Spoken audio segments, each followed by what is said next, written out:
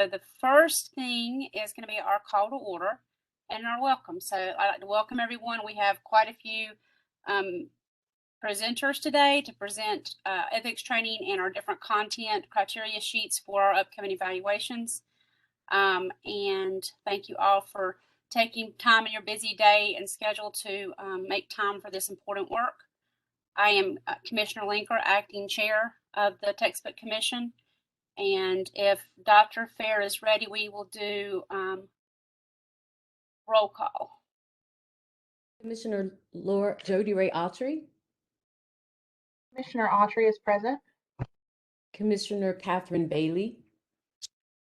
Commissioner Bailey is present. Commissioner Ricky Baldwin. Commissioner Baldwin present. Commissioner Blue. Commissioner Blue present. Commissioner Cheshire. Commissioner Aubrey-Cadet. Commissioner Don Hester. Commissioner Kathleen Linker. Commissioner Linker present. Commissioner Mallory Mbalia. Commissioner Susan Mills. Commissioner Rob Orrell. Commissioner Alicia Ray. Commissioner Ray present. Commissioner Lindsay Seiss. Commissioner Seiss present. So you have quorum. Okay, and so the first thing we need to do is it's a newer thing on the agenda, and I always have to make myself remember to do it. It's we need to read what's called an ethics statement. So let me pull it up.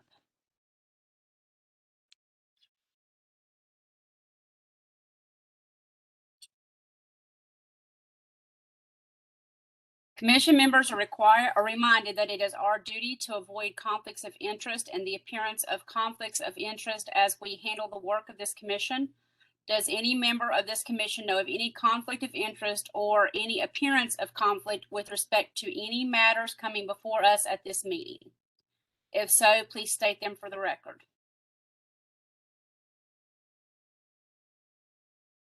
Hearing none. If during the course of this meeting you become aware of an actual or apparent conflict of interest, please bring the matter to the attention of the chair. It will then be your duty to abstain from participating in the discussion on the matter and from voting on the matter.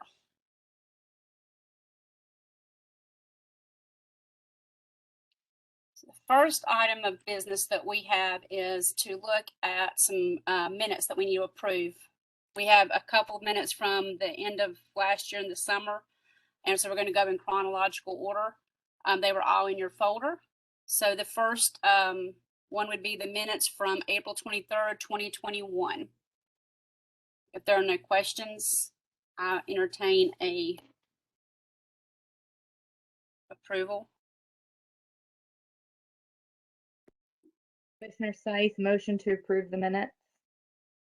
Commissioner Seiss made the motion. Do I have a second? Commissioner Ray second. Commissioner Ray second. Can we have a vote? Dr. Fair, you'll have to go through the roll call. Commissioner Jody Ray Autry. Commissioner Autry approve. Commissioner Catherine Bailey. Commissioner Bailey approves. Commissioner Ricky Baldwin. Commissioner Baldwin approves. Commissioner Marlena Blue. Commissioner Blue approves.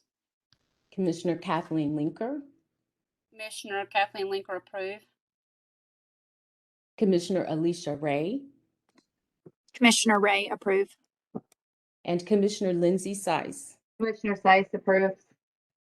Okay, And so Dr. Fair, if I can take a moment, I think Commissioner Gadet has joined us.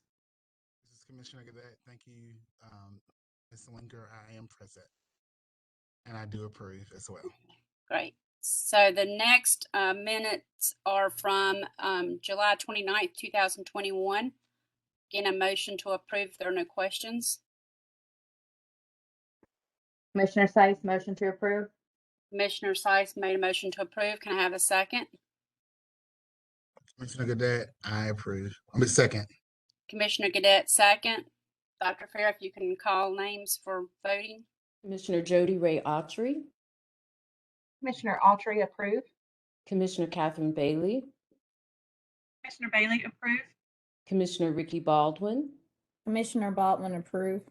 Commissioner Marlena Blue, Commissioner Blue, approve. Commissioner Aubrey Gadet, Commissioner Gadet approves. Commissioner Kathleen Linker, Commissioner Linker approves. Commissioner Alicia Ray, Commissioner Ray approves. Commissioner Lindsay Size, Commissioner Sice, approve.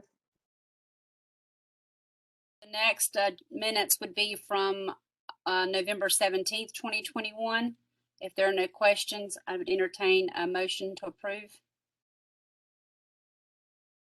Commissioner Sice, motion to approve. Can I, Commissioner Ray, second. Commissioner Sice approved, Commissioner Rowe the second. Dr. Fair, if we can vote. Commissioner Jody Ray Autry, Commissioner Autry, approve. Commissioner Catherine Bailey, Bailey, approves. Commissioner Ricky Baldwin, Commissioner Baldwin, approve. Commissioner Marlena Blue, Commissioner Blue, approve. Commissioner Aubrey Gadet, Commissioner Gadet approves. Commissioner Kathleen Linker, Commissioner Linker approve. Commissioner Alicia Ray, Commissioner Ray approves. Commissioner Lindsay Sice, Commissioner Sice, approve. And that takes us to the next agenda. Minutes would be 11/18/2021. If there are no questions, we'd entertain a motion to approve. Commissioner Sice, motion to approve. Commissioner Baldwin, second. So Commissioner Sice made a motion to approve, Commissioner Baldwin the second. Dr. Fair, if we can vote. Commissioner Jody Ray Autry, Commissioner Autry, approve. Commissioner Catherine Bailey, Commissioner Bailey, approves. Commissioner Ricky Baldwin, Commissioner Baldwin, approve. Commissioner Marlena Blue, Commissioner Blue approves. Commissioner Aubrey Gadet, Commissioner Gadet approves. Commissioner Kathleen Linker, Commissioner Linker approve. Commissioner Alicia Ray, Commissioner Ray approves. Commissioner Lindsay Sice. Commissioner Sice, approves. And the last minutes for approval would be from 1/25/2022. If there are no questions, we'd entertain a Commissioner motion. Sice, Commissioner Sice, motion to approve. Commissioner Blue, second. Commissioner Sice made a motion to approve, Commissioner Blue second. Dr. Fair, if we can vote. Commissioner Jody Ray Autry, Commissioner Autry, approve. Commissioner Catherine Bailey, Commissioner Bailey, approves. Commissioner Ricky Baldwin, Commissioner Baldwin approves. Commissioner Marlena Blue, Commissioner Blue approves. Commissioner Aubrey Gadet, Commissioner Gadet approves. Commissioner Kathleen Linker, Commissioner Linker approve. Commissioner Alicia Ray, Commissioner Ray approves. and Commissioner Lindsay Sice. Commissioner Sice, approves. Okay, so the next order of business is to really quickly look at our norms as we start our very long meeting today. So the norms are on the screen. They're also in our folder. If you want to refer to them ahead of time, they're in the main 2022 folder for your review at any time. So let's be mindful that, be ready. I think everybody's ready. We're here. Mute yourself if you're not talking to prevent any background noises. Be present. We all know what that means. We're professionals, and participate. And the key thing is to remember to identify yourself when you speak, so that for the recording that we can identify who it is that is speaking. And as always, comment and ask questions. We have a lot of information to cover today. We're combining content for 2 meetings. So please be diligent and make sure that you're reviewing all these materials even after the meeting, in case if there are any questions or concerns that you're prepared to ask that at the beginning of the next meeting. Because again, there's a lot of information that we're going to cover today, and all of it is in our folder to review at your leisure later. So having said that, The first thing on our agenda today would be I'm going to say it wrong, Mr. Hogemeyer. Is that right, Tim? Perfect. Great. That was right on. Okay. All right. So, Dr. Fair, should I share my screen? Because I can work my own slides. Yes, that would be great. Okay, let's Did see. you get the message to be presenter? Did I get what now? Did you get a message to be the presenter through WebEx? I just sent something. Did something pop Well, up? I put in my panelist code. Is that something different? Yeah, let me see. I just changed a role to a presenter. So you should be able to show you should see some controls to be able to show your screen. Okay, let's see if I can do that. Yes. Did I just share? Yes, we can see it. Wonderful. All right. Well, I'm very happy to be here. Thank you for having me. My name's Tim Hogemeyer. I'm the Deputy General Counsel for the State Board of Education and also DPI. I'm very happy that this worked out because I'll be honest, I'm technically challenged and I've got 3 different screens to look at. So please forgive me if I'm ever staring off and you're seeing the side of my head. I'll try to look at you and present. I was a little concerned that, ethics is a pretty dry topic. It's very important, but it's a very dry topic. And I was a little worried that it's, usually it's the low point of any agenda, but I think having to approve all those minutes, I'm being a step up right now. So I'm excited to have that position, but that also is a necessary evil. So anyway, I won't take too much of your time because I understand you have a very busy agenda, but we need to annually have some education on ethics. So let's see. All right.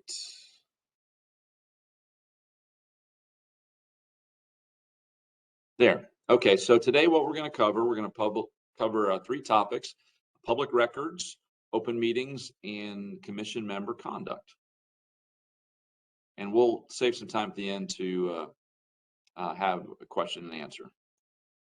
All right, so first, public records. And of course, probably the first question comes to mind is, what is a public record? I won't read all these slides. You all will be given them, I believe, so you can go over them later. But basically, it's anything that is produced in the course of the public business, whether that's written or electronic. Emails, memos, handouts, anything. And with the emails, it also includes the metadata on those emails. All right, so just in sum, as far as a public record goes, it is any document or recorded communications, a couple examples: letters, handouts, emails, texts, including that metadata, sent or received in the transaction of the public business are public records. But it's also important to understand what is not a public record. So the legislature has separated a few things that are the conduct of business, but are not public records. So written communication to and from an attorney, tax records, etc.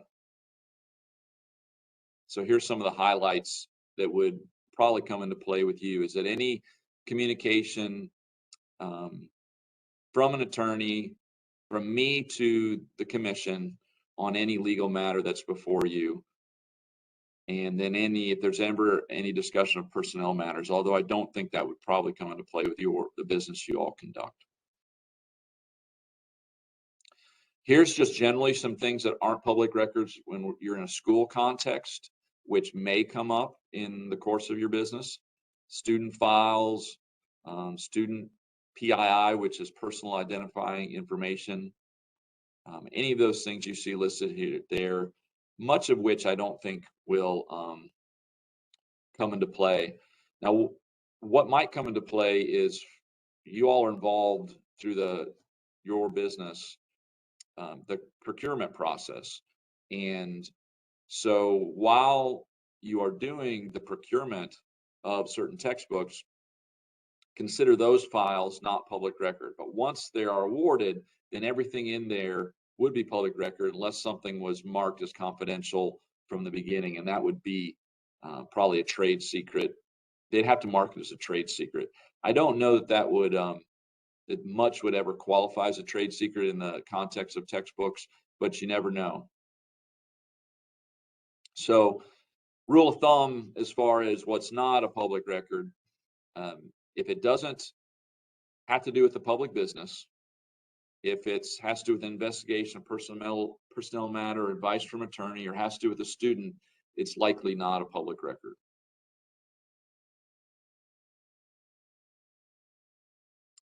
As far as people who make public records requests, anyone can make a public records request at any time and about anything. And we don't have any right to ask them why they're asking for it or what they plan on using it for. They just can ask for it. I think I went too far. So what's important to understand if you ever receive a public records request is that the protocol is you do not have to fulfill a public records request. If it ever comes to you, it came to you probably by mistake or someone just didn't understand the process. So if you ever receive a public records request, send that to the DPI communications department, and then they'll send it out and to get the process rolling for fulfilling it. It may eventually come back to the textbook commission if there's something that we need to release from the textbook commission, but generally speaking, it would be handled with the communications department and Dr. Fair.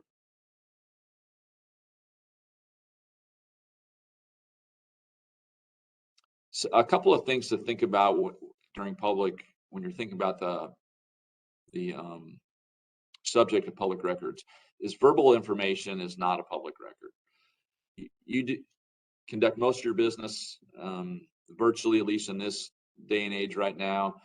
But if you walk down the hallway and talk to a coworker about the textbook commission business, that is not public record. You do not have to recreate that conversation. Also, if there is non-public information commingled with public information, then when we released it in a public records request, we just redact what was not public. Also, we related to this, we do not have to create records. Someone can't ask for us, I want a spreadsheet of such and such and such and such. It actually has to be something that we use in business currently. We don't have to create anything.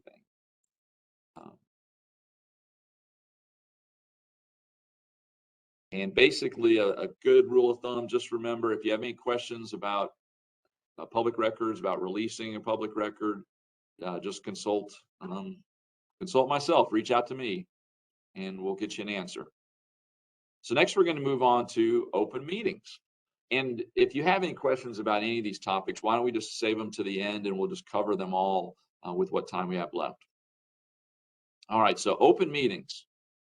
That is probably something you may deal with a lot more, or at least the chairman and Dr. Fair will deal with a lot more. So the textbook commission definitely falls under the open meetings law because it is a public body, and that is made so by law.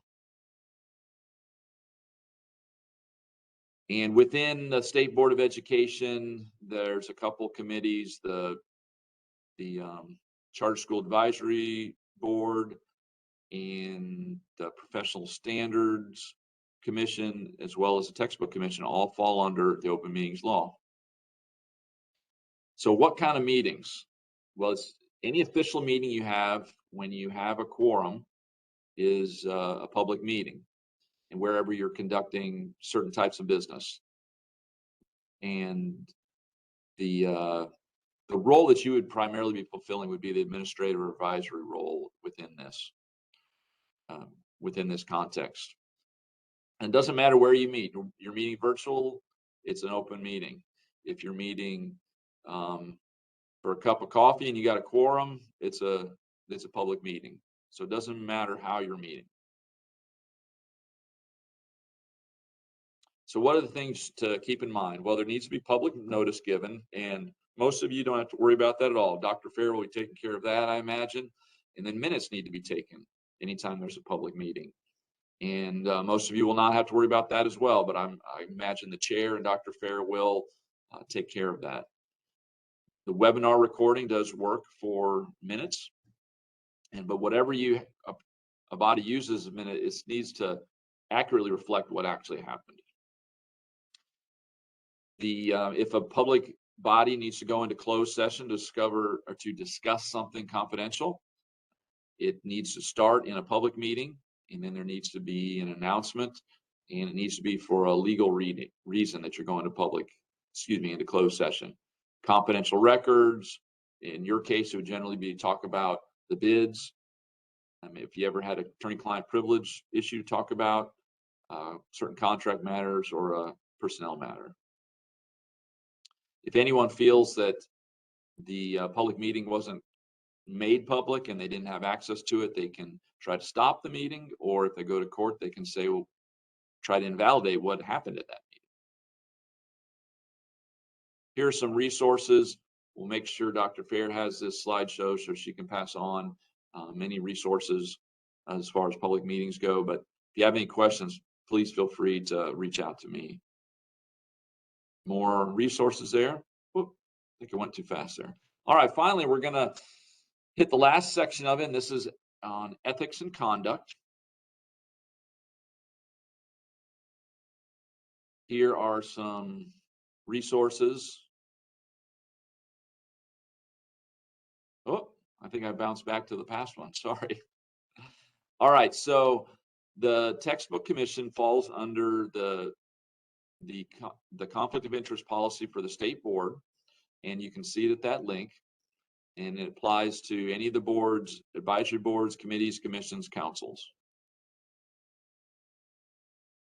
So basically it says that any member of the commission needs to comply with any conflicts of interest laws, and that the members of the commission have a fiduciary obligation to the commission and to the State Board of Education. And basically, in a nutshell, what that means is you have an obligation to put the interests of the commission and what it is trying to further ahead of your own personal interests. You should not use your position for financial gain, directly or indirectly, and any activity that could create a conflict of interest is prohibited. You also, part of that policy talks about the board being strictly nonpartisan, and that doesn't mean that the members of the board can't have political lives outside of their work lives, and they can't take a position or whatnot. What it means is the commission itself can't come out and take a stand politically or for a candidate. And the board, the ethics policy is, the ethics statement, sorry, is shared at the beginning of each meeting to remind every commission member of that obligation and remind them if there's anything on the agenda that might create a conflict of interest. Now is the time, when that's read, is the time to let anyone know if there's a conflict of interest or a potential conflict of interest. And here is that ethics statement, which you heard.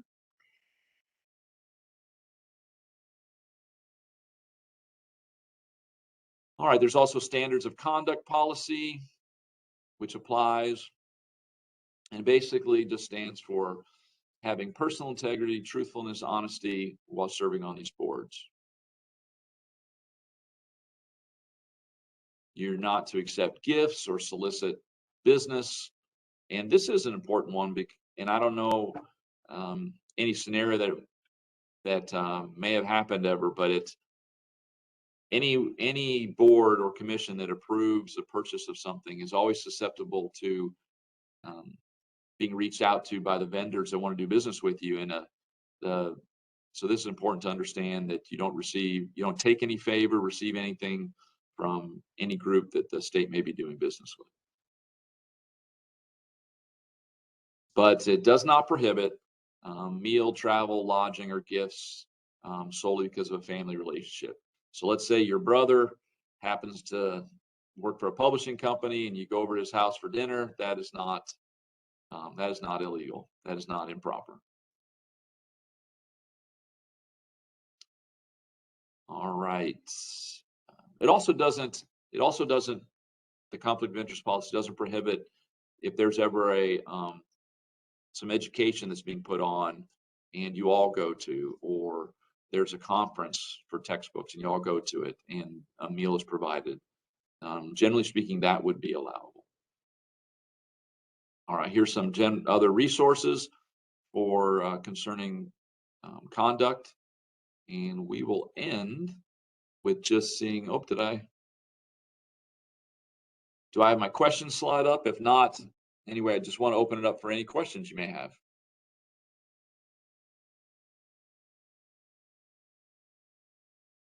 And I'm not sure my,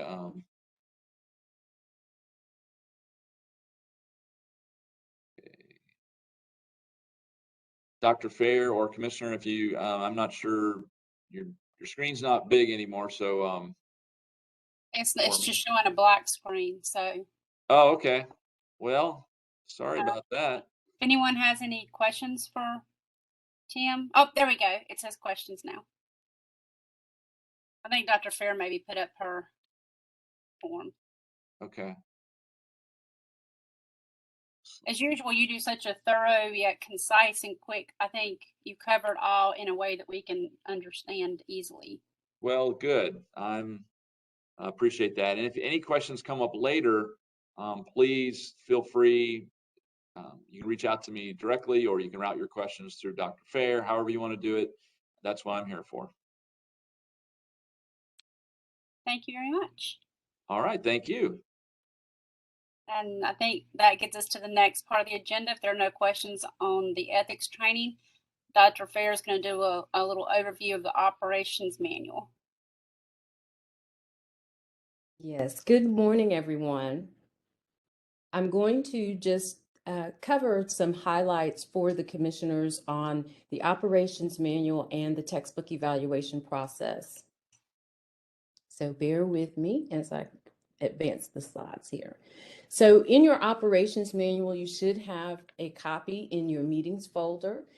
I would advise you to look through the manual because it does outline information about the rules of procedure, which are guidelines for your meetings and the makeup of your commission and things of that nature. But you can also see here that there's information in there about the responsibilities of the publishers, your contact with them or their contact with you, textbook samples, the state board recommendations that you make at the end of a cycle, and then general statutes and state board policies. So a lot of good information in the operations manual. And if at any time you do have any questions about that information, please just reach out to me and I'll be happy to assist. One of the highlights for the operations manual would be that you all have to have a quorum to meet, as you know. And in this particular situation, your quorum is based on the number of active members. So currently we have 13 active members, so you would need 7 commissioners to actually make quorum for each of your meetings. You all may be aware that we are in the process of adding additional commission members because since your membership is at 13 and there's space for 23 commissioners. So DPI is in the process of recommending 10 more names to the governor's office for appointment as commissioners. Also, there's information in there about the role of the chair and the co-chair, voting and meeting. So all the details that you would need to understand how you operate as a commission are going to be in your operations manual.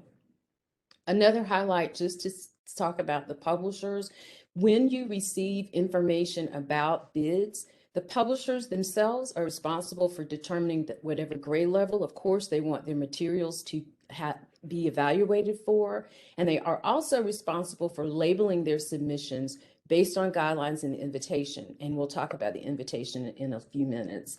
And then they're also responsible for providing those correlations that will show you what their thoughts are about how their materials align with the state standards for that particular grade level or course. Publishers should not make any contact with you for the purpose of influencing you or attempting to influencing you to adopt or recommend any of their textbooks or their programs.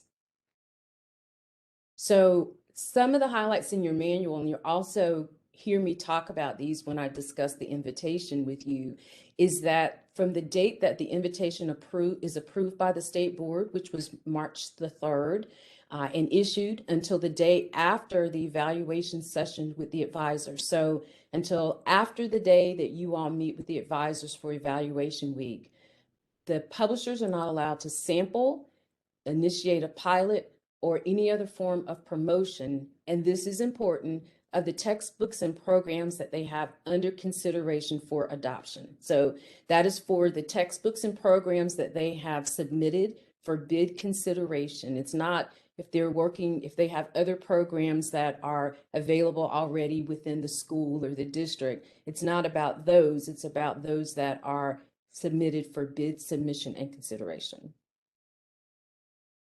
We have general statutes that cover all aspects of textbook adoption, to include the details about the appointments of you all as commissioners and the evaluation of textbooks. And I'll highlight what those are momentarily. If you have not been to the textbook adoption website, there are links where you will be able to access all the general statutes and all the State Board of Education policies. There are links that link you to their sites. Your state board policies also include guidance on the textbook evaluation process, as well as information about the invitation and the evaluation advisors. So here are the general statutes that are on the linked on our website, on the textbook adoption website on DPI's site. And these are also all included in your operations manual at the back. So you would actually have the entire general statute for each of these in your operations manual. So I would definitely advise you to look over these so that you understand the legislation behind the work that you do, to include General Statute 115C 87, which is about the appointment of the commission. But then you can also see that there's information about you evaluating the textbooks that are offered for adoption, and then those things that are selected by the board. So there's a lot of good information, and it will provide you with some details about what your work is and how you are supposed to operate. We also have State Board of Education policies, and you can see by the titles very clear concerning textbook adoption, the evaluation criteria, and the invitation, as well as advisors, the commission, and then on to other things such as contracts, textbooks, disposition of textbooks, the publisher's registry, and then, of course, the selection of American history textbooks. So all of these are relative to your work.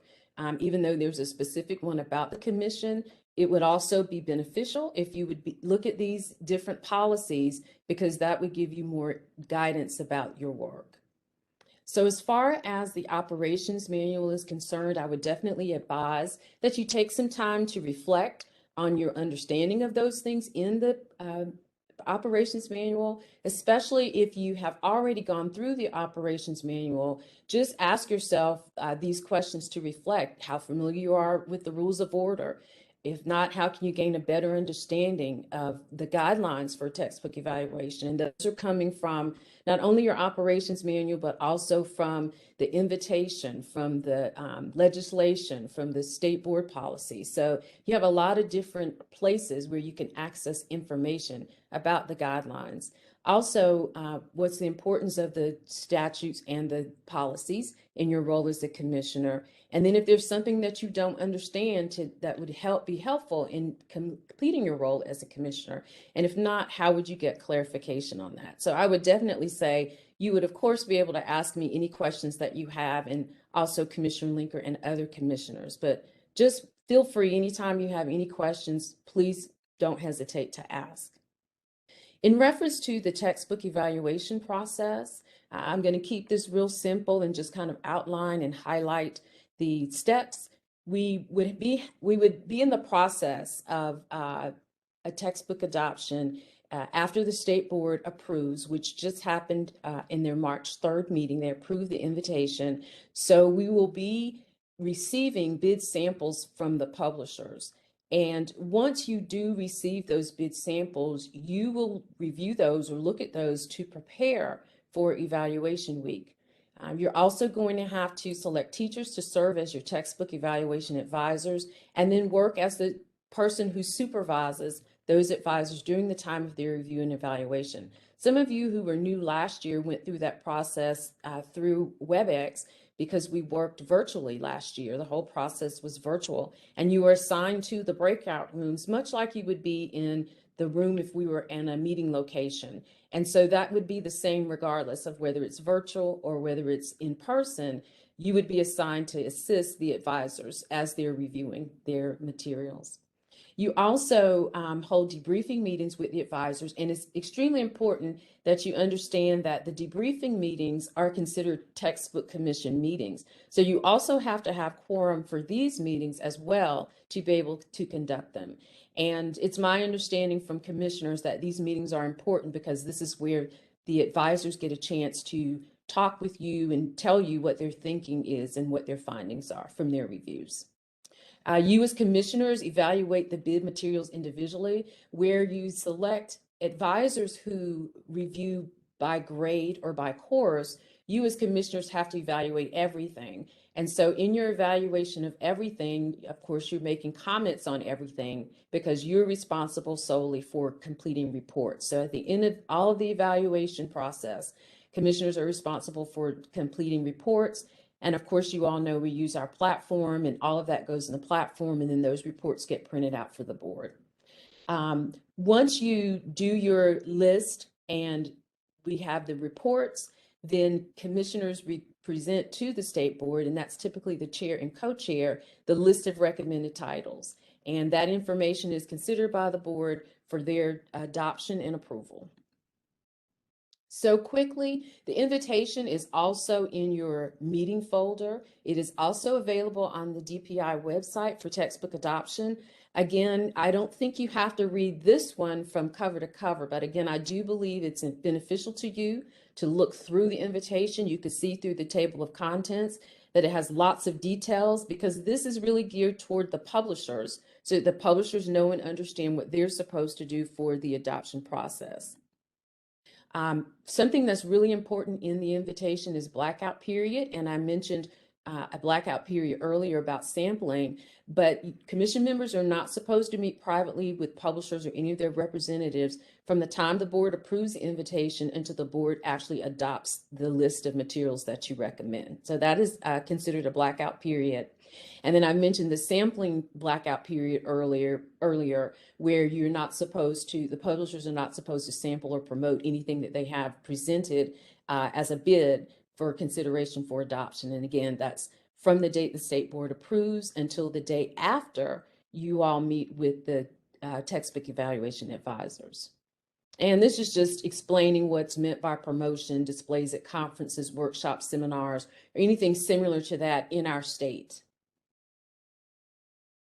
The invitation has the tentative schedule, which I have highlighted here in the middle. You can see to the left and the right, there's just information for publishers, their requirements, and how they have to put their bids together. But the schedule will show you the meeting dates for the commissioners as well as deadlines for publishers. So this would be something that you all as commissioners can reference as well for your meeting dates, but to also know what publishers are doing along the way and what's being received from publishers. The criteria sheets are included in the invitation. So you would see this year, English language development and social studies. So all of those are the criteria sheets that are used by our advisors and also used by commissioners for consideration when thinking about the quality of materials. And this particular year, we actually have guidance for publishers for in-person meeting and virtual meeting. You all may remember that it was communicated that your meetings currently were going to be virtual until further notice. So when the invitation was created, the same thinking was used there. So we have provided information for publishers if the meeting happens to be called an in-person meeting, and also information for if it's going to be a virtual only meeting. So you all would know in advance, the publishers would be notified in advance as well. But do know that that's currently what's stated in the invitation. And that's the end of what I have to highlight for you about the operations manual and the invitation. And I would just pause here to see if anybody has any questions for me on either of those documents or just in general.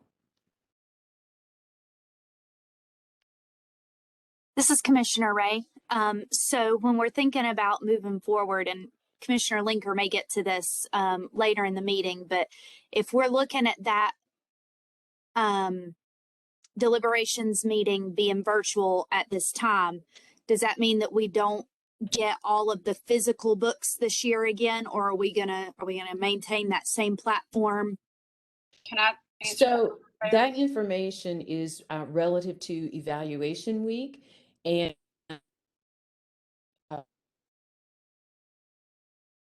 it's also outlined in the invitation. You'd be able to see all the details there. Is that initially, yes, all of the materials are coming in electronically or digitally as they were last year because of that, because we didn't know at the time which way we would have to go. But if you do have an in-person meeting, we are asking publishers to set up displays with their materials so that the advisors would have access to it. But you all as commissioners, we're not back at you receiving materials that are print. So all of your materials will be electronic and digital. But if we are in person, then they will have them on site. Okay, great. That absolutely, I just needed to know if I needed a spot. That's all. So I got you, because that would be very important. yes, thank you so much. You're welcome. You're welcome. Mr. Linker, were you going to say something? I was going to say, did you want me to answer it? I was going to hit it briefly at the end, but not in depth, because I know we'll be cut for time. Okay. Were there any other questions for me?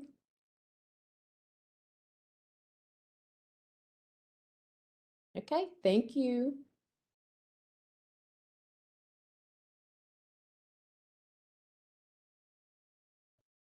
So next on the agenda, we'll start our presentations from the consultants at DPI over the various criteria sheets.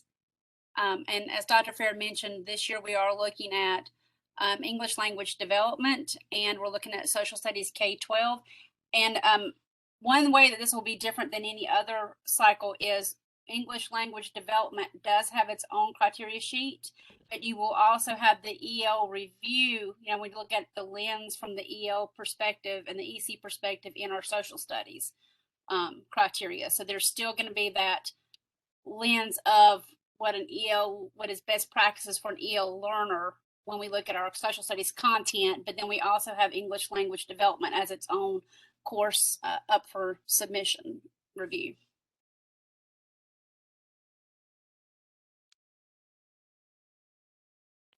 All right, good morning. I'm happy to be here to provide an overview of the English language development standards as well as the criteria sheets. This slide shows the NCDPI ESL Title III team led by Dr. Stacy Daniel. I'm Marshall Foster, and I serve as one of the 4 ESL Title III consultants, and my focus is in EL program compliance. And our contact information is there if you have any questions. Here are our objectives for our time together. I'll first provide an overview of the ELD standards and its framework, and then we'll look closer at some of the components of the criteria sheets themselves. All right, so we're going to first do the overview. The North Carolina ELD Standard Course of Study is anchored by 4 big ideas that are interwoven throughout the standards. Like the can-do philosophy, the big ideas support the design of standards-based educational experiences that are student-centered, culturally and linguistically sustaining, and responsive to English learners' strengths and needs. The 4 big ideas are: 1, equity of opportunity and access; 2, integration of content and language; 3, collaboration among stakeholders; and 4, functional approach to language development. So we'll take a look at the first one, the equity of opportunity and access. This idea relates to the fact that English learners come from a wide range of cultural, linguistic, educational, and socioeconomic backgrounds and have many physical, social, emotional, experiential, and/or cognitive differences. all bring assets, potential, and resources to schools that educators must leverage to increase equity in standards-based systems. And actually, we're still on the previous slide on these. We'll go for the 4 and then move to the next slide after that. The second is the integration of content and language. This idea relates to the fact that English learners develop content and language concurrently with academic content as a context for language learning and language as a means for learning academic content. The third big idea is the collaboration among stakeholders, and this idea relates to the fact that stakeholders have different areas of expertise and are often responsible for different aspects of educational planning and delivery. However, collectively, they are responsible for the success of our English learners. And the fourth big idea is the functional approach to language development. This idea relates to the fact that individuals make choices with language in order to organize their ideas in particular ways, to convey the relationships among these ideas, and about what types of words are most effective for our message. The explicit teaching of how language works can help English learners expand what they can do with language. The result is that students become increasingly aware and strategic in their use of language to negotiate meaning and achieve their purposes in various contexts. And those are our 4 big ideas. On this next slide here, this is the high-level overview. There have been 4 editions of the ELD standards, but certain universal themes, although represented in slightly different ways, are threaded throughout the 4 editions. First, WIDA, which is the consortium that North Carolina is a part of, has always envisioned language through a content lens. And you can see this in the standard statements in row 1. And the importance of intertwining these 2 constructs as a means of contextualizing learning, which we mentioned in the previous slide. Second, WIDA has maintained a functional approach to language development. And you can see this in language functions in row 4, where a purpose has always been attached to meaningful communication. Historically, the standard statements have been couched in a larger framework that has included the K-12 performance definitions that in 2020 have been converted to grade level cluster proficiency level descriptors. And this can be seen in row 5. Lastly, WIDA has complied with federal requirements of the Elementary and Secondary Education Act for years, representing language as 4 independent language domains: listening, speaking, reading, and writing. But in most recently, combining and extending the language domains to represent interpretive and expressive modes of communication. And this can be seen in rows 2 and 5. All right. The framework consists of 4 components: the ELD standards, key language uses, language expectations, and proficiency level descriptors, which we'll go over in a minute. These components are like building blocks of language development, and they range from broad to narrow in scope. They work together to make a comprehensive picture of language development. Now, the standards themselves have not changed, but this is a reminder that Standard 1 wraps around the other standards and should be integrated into them. And that Standard 1 is social instructional. All right, another major change that you saw on the previous slide, and I mentioned in the high-level crosswalk, is the modes of communication, that interpretive and expressive, right? These modes of communication increase accessibility options for students and emphasize multimodal forms of communication, namely by adding viewing in conjunction with listening and reading, as well as representing in conjunction with speaking and writing. Another major revision is the addition of key language uses. The key language uses describe prominent ways that language is used in school across all disciplines. Very important. This is important to note because ELs are students of all teachers, and the key language uses helps to support this. When educators make choices about how to integrate content and language, the key language uses can help provide focus and coherence. Key language uses share common aspects across disciplines, another important aspect.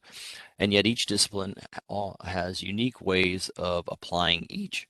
What you see on this slide are brief definitions of each of these key language uses. The next major revision is the addition of language expectations. The language expectations set goals for content-driven language learning, and they're set up to look similar to other content area standards. They add specificity to the ELD standard statements and key language uses, and they make visible the language associated with the content areas. In the language expectations, the 4 individual language domains, that listening, speaking, reading, and writing, are consolidated into the 2 more inclusive modes of communication you saw before, that interpretive and expressive. All of the major revisions we've shared thus far can be seen in the nomenclature of each language expectation. So if you click once, you should see that the entire item, including the bullets, are the language expectation. I think this is one of those where it pops in and it shows little points. If you click on to go to the next slide, I think it actually shows this section there. Oh, no, it didn't. Okay. Sorry about that. We have, oh, there it is. Oh yeah, now there it shows it. So the first click should show the entire item, including the bullets and the language expectation. And the second one is the nomenclature. You can see the grade level cluster. In this case, it's 6-8, followed by the key language use, which of course is narrate, and then that's followed by the mode of communication, which in this case was interpretive.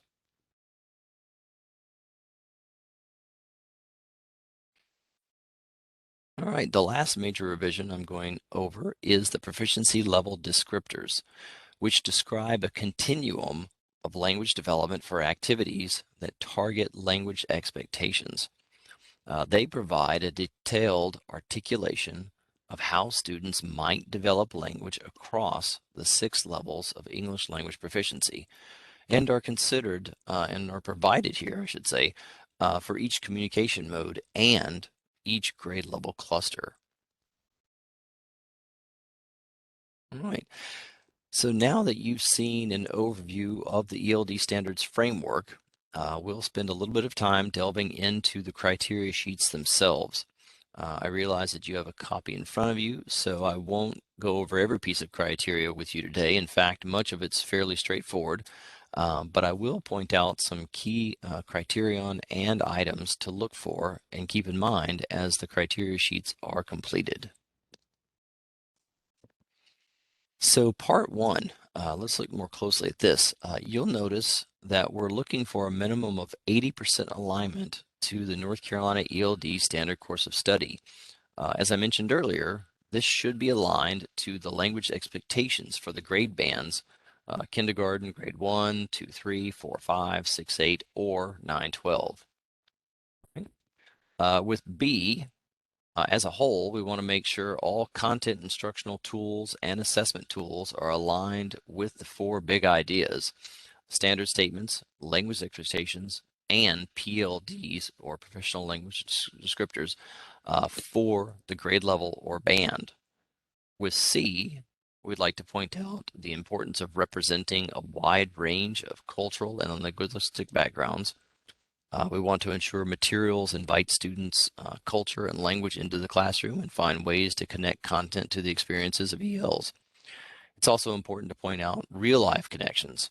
While relevance is obviously important for all students, it's especially important for ELs as they provide concrete examples to connect their content and language learning to, so as to move them from concrete to abstract. Lastly, we want to emphasize the importance of materials representing the integration of content and language. Yes, it's a part of the standards framework for ELD, but this integration supports ELs in learning grade level content while also learning English language skills needed to access the content. At this point, any questions about specific criterion or part 1 in general? All right, well, we can go ahead and look at part 2 then.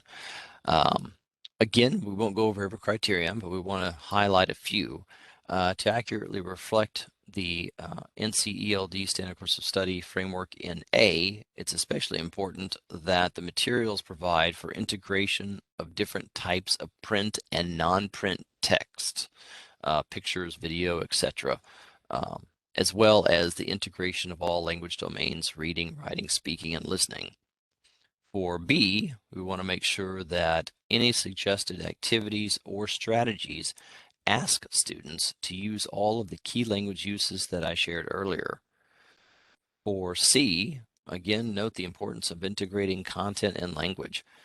We do want to point out sustaining here. Integration provides a more sustained effort to assist ELs with language learning than isolated instruction, right? Students who are ELs need to practice their language skills in context. Language skills should be interwoven with the content. And this integration should also recognize students' cultural and linguistic differences as an asset. Do we have any questions about the specific criterion here?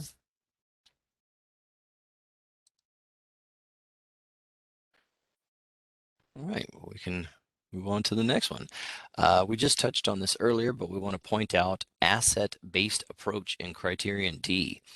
All materials should acknowledge EL's strengths, communicate the expectation of success, and focus on opportunity rather than on what ELs are missing or have issues with. With E, again, that all materials communicate high expectations and provide access to grade level rigor and content through scaffolding, while also being linguistically and developmentally appropriate. Using the PLDs here to guide review of this criteria would be helpful. F focuses more closely on the interpretive and expressive communication skills of the PLDs to cover all language domains. The item you see highlighted in blue are the strands you notice on the grade level cluster PLDs, those proficiency level descriptors. Any questions about this criterion?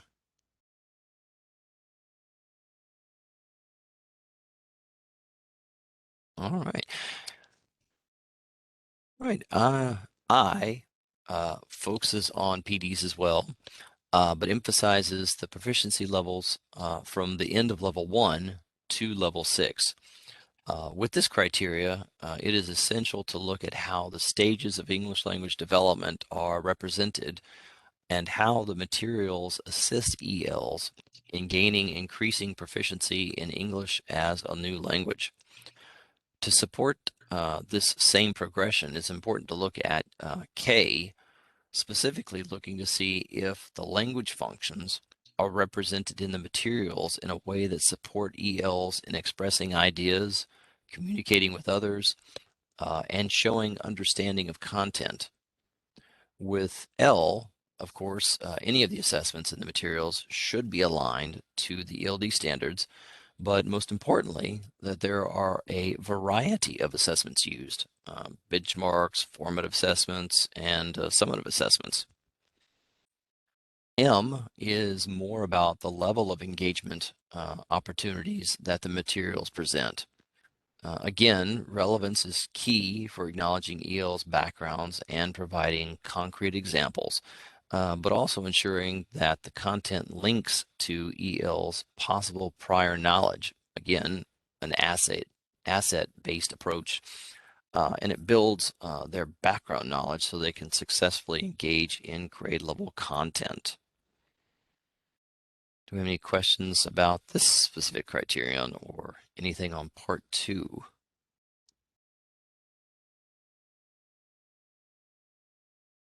Okay, so for part 3, the 2 criterion we'd like to emphasize is A, especially the piece around being objective.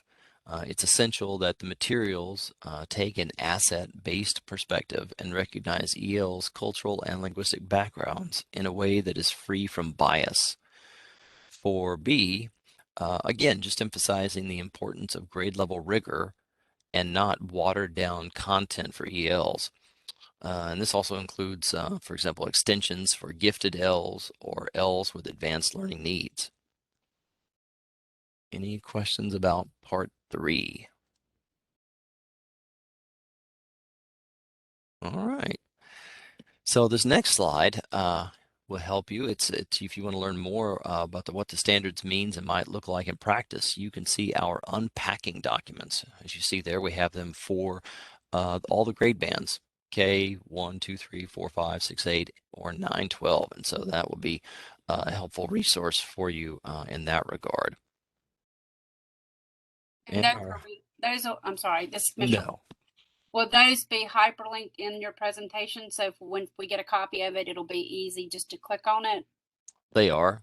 Okay, great. Thank you. Absolutely.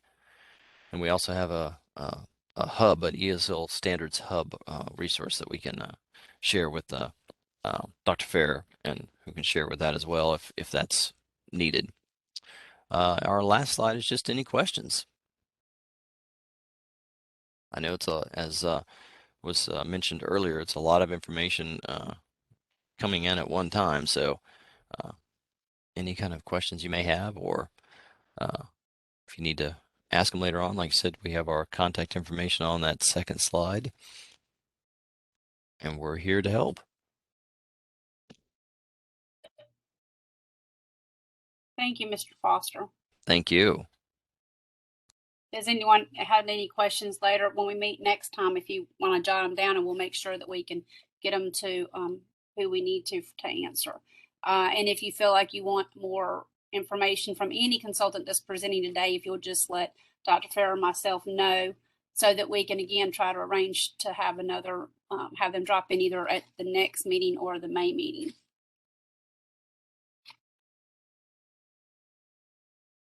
So next on the agenda, looks like it's going to be the K-12 Social Studies overview.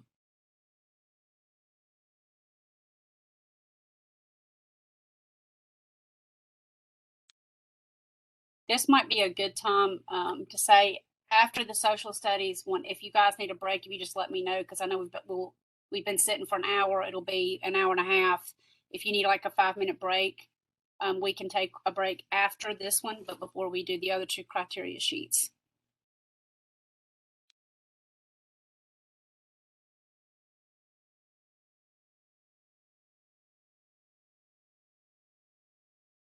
So, Dr. Fair, I'm not sure who the social studies consultants are.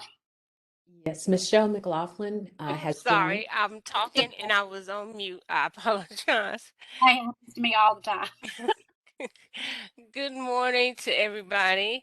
I am Michelle McLaughlin and I work with the social studies section, and I am I put a link into the chat for everyone.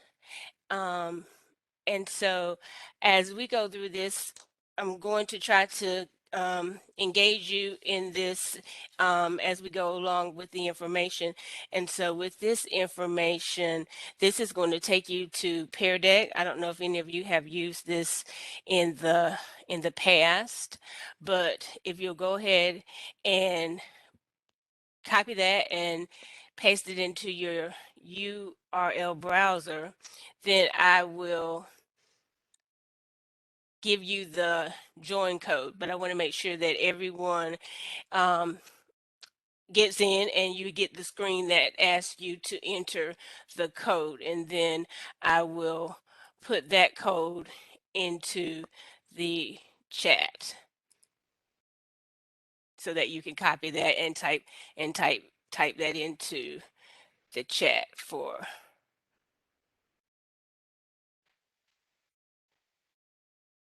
All right. Is there anybody that isn't able? I'm gonna go ahead and put into the chat. I'm gonna go ahead and put the code, and I'll call it out as I type it in, but it's MSD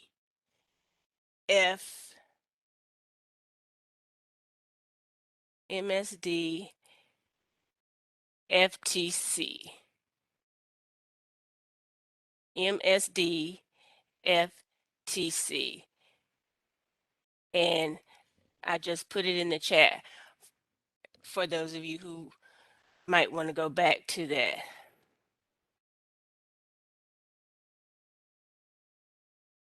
And I don't know why, for some reason, oh, there, I was going to say, for some reason, my camera would not come on. So I am in one of the rooms upstairs at the agency. And as long as everyone is good, is everyone in? Okay. So I take that as affirmative. I see some heads shaking. So I'm going to go ahead and I'm going to share my screen with everyone. And then you should be able to get into the presentation. And as we go through the presentation, I'm going to make it teacher or instructor led. And then that way, as we get to activities or what have you, you'll be able to engage, but you'll also be able to stop and ask questions or what have you. So you, excuse me, right now don't actually need to look at the screen for WebEx. If you want to, just know it's at the bottom. You can always go back to it, but right now we're going to move forward. And as long as I am correct in what I saw that everyone is in, then we'll move along. And as I'm moving along, if someone does have a problem, please just unmute yourself and let me know. But I am Michelle McLaughlin. I am, of course, as I said, one of the consultants that works with the K-12 Social Studies standards in the Division of Academic Standards. And I'm so happy to be able to join you today. And I hope that I'm going to be able to give you the information that you're going to need to help you better understand social studies. I don't know who may or may not be a social studies person. But most definitely, I want you to be able to help support the advisors as they evaluate the criteria as they go through the textbook materials. Our section chief and our division director are listed here, Dr. Carlin and Dr. Hempel, and they also bring you greetings. So with that, at any point in time, you will have access to this presentation, and these are all of the members of our team in social studies. And the goals this morning are to work with going through to learn the social studies legislation and requirements, to understand the quality of social studies and what quality social studies is, to acquire a background on the K-12 social studies standards that's going to help you be able to support those advisors who will be going through the materials, and then to review the criteria for the social studies evaluation of textbook materials. So 4 things, and we'll break those up into areas, and we'll start with social studies legislation and requirements, because these are the things that are essential as we have developed our standards. And you'll see here that we've got some general assembly legislation listed for you. In this presentation, it's hyperlinked, and of course you actually can in Pear Deck go into that now and click on those if you were to want to look at that. Just make sure that anytime you want to come back to the presentation, you're looking for the tab that has the Pear on it. That'll always be the one that we're in with the presentation. But session law, the first one there, is important because it is the legislation that specifies that there are to be two courses. One is a year-long course in North Carolina history and geography, and the law says it should be at elementary grades. It doesn't matter what grade, but for years and years, it's been fourth grade, and that's where it continues to reside. The other component of this law states that there shall be a North Carolina history and a United States history integrated course, and it should be at the middle grades level. And so that plays itself out in 8th grade. And you see that in the second column with grades 4 and grade 8. This second legislation is our founding principles legislation. It states that there is to be a course in the founding principles of the United States of America and the state of North Carolina, and it outlines specific components and criteria that must be taught when you go into this legislation. And it outlines them from, there are about 16 that must be included, and they are a part of the standards, and they must be considered in the evaluation of textbooks that will be used for this course.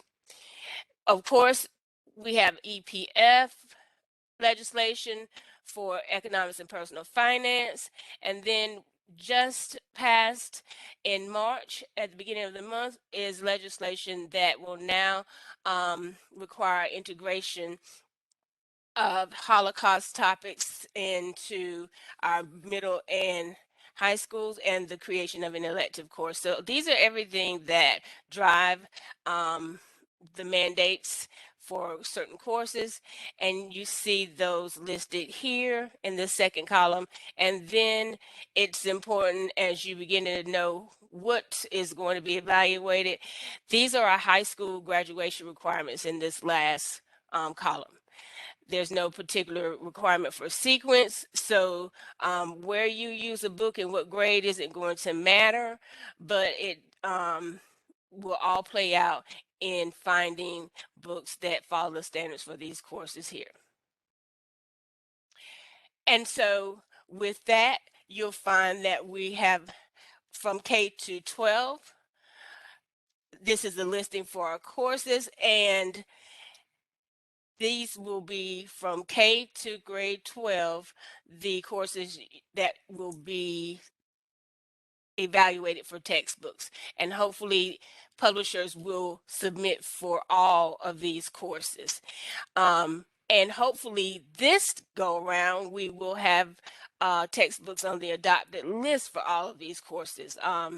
So we'll hope that the textbook evaluation will yield books that will be approved. It has not always been the case because you don't always have a book submitted, and then sometimes you don't have books that meet the criteria.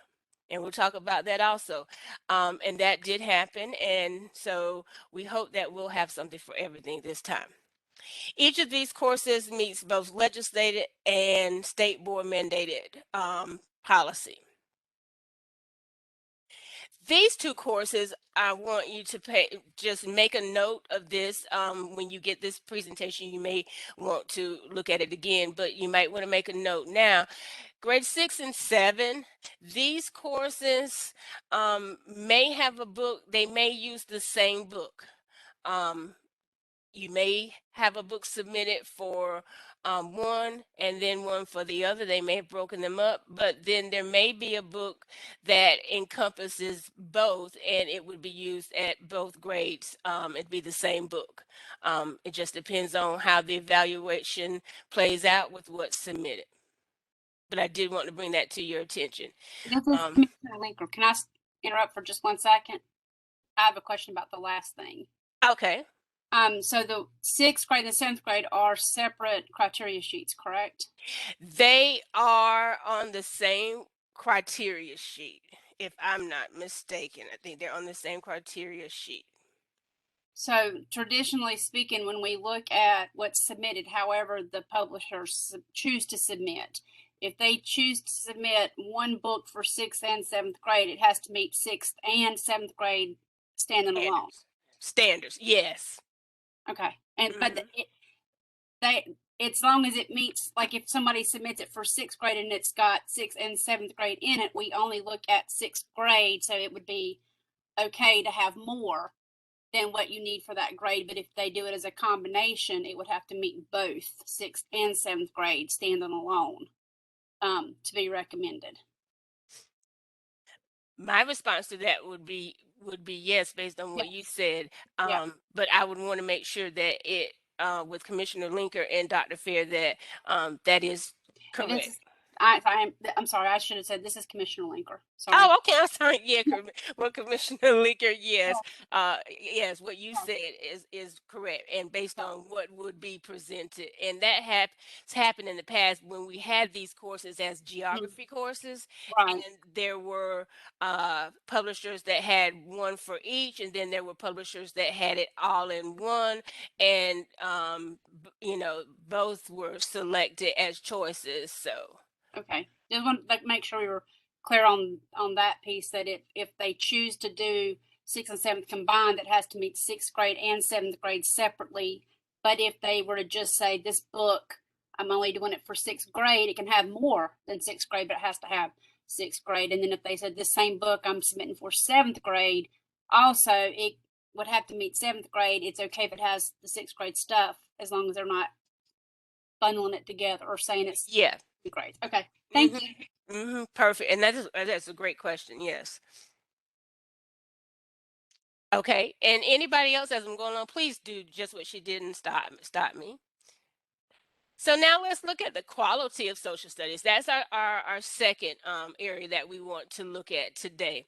And with looking at the quality of social studies, the question often comes in, what is social studies? And so I've put together just some basic points for you to refer to as you consider working with the teachers. Of course, the advisor teachers will be familiar with this, but we want you also to be familiar with this in being able to be their support.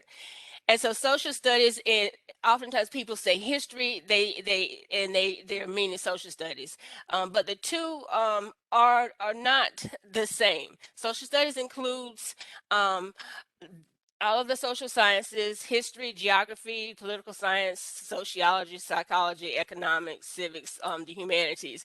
All those fall under the social studies. And in saying that, each of those is a separate discipline that can be taught by itself, which therein you begin to look at history being taught as separate courses, as well as government. So I want you to kind of understand that. It helps you better understand materials. And so history is not, when we say social, that is, it's not just history. You can see articulated here what the National Social Studies Organization says about the purpose for social studies. And quite frankly, we all know that it is to develop informed citizens. Social studies education progresses in its goal of developing informed citizens on a continuum from K through 12 when we teach in our schools. And so as you look at that, the purpose stays the same, but where it plays out in the textbook evaluation comes when we look at these two goals here. And so as you look at the goals, I've put some official goals here that are accepted from the experts, as far as engaging students, and then the second one, active citizenship. But they play themselves out in the bulleted statements that come beneath. And really what you're looking here when you talk about the engagement piece and questioning is that social studies education prepares students to address the societal and global concerns using their knowledge, their understanding, the skills they learn, and the fact that you're developing critical thinkers. And then, of course, when you talk about active citizenship, you want to ensure that teachers are helping students understand their roles and responsibility as citizens.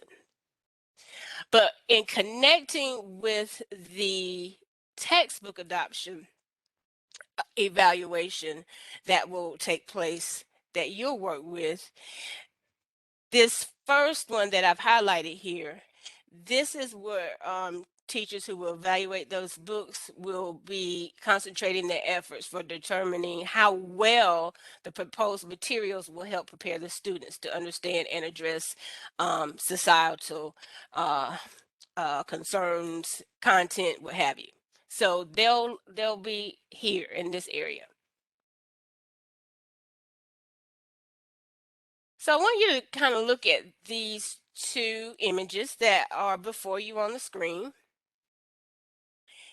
and take a second or two and think about what you feel when you think about social studies education. What would be the one you choose to best represent quality social studies? Which one of those would you pick?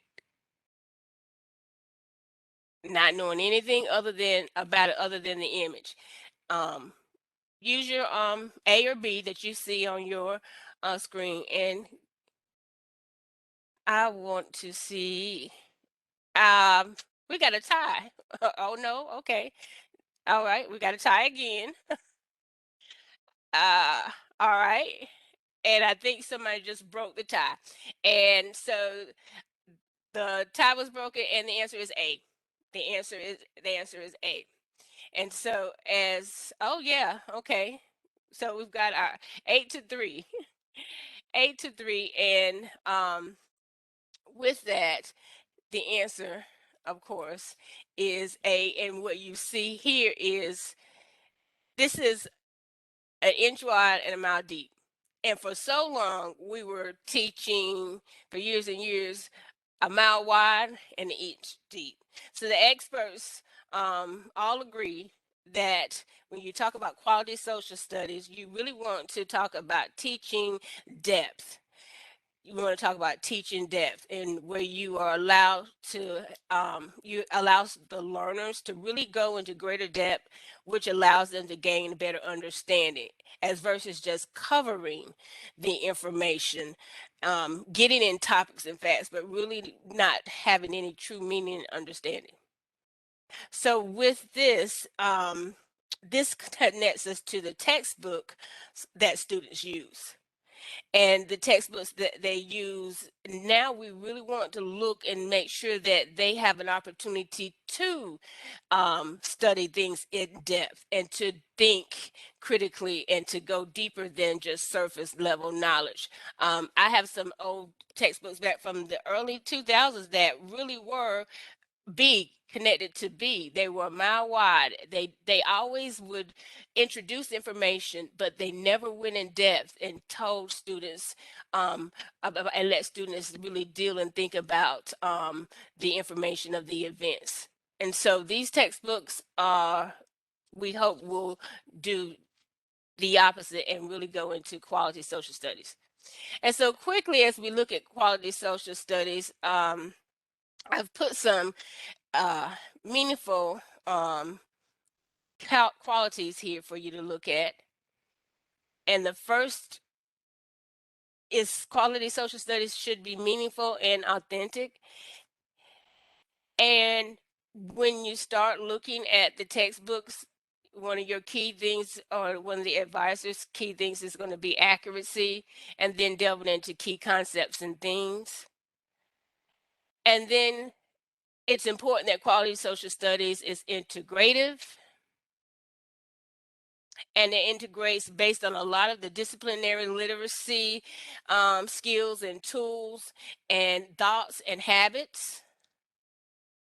And then it should be inclusive, and those materials, of which we name textbooks, should allow for an inclusion of all types of experiences as well as people and events. And then quality social studies is active. And so those lessons are routinely active, and they engage students and build their knowledge.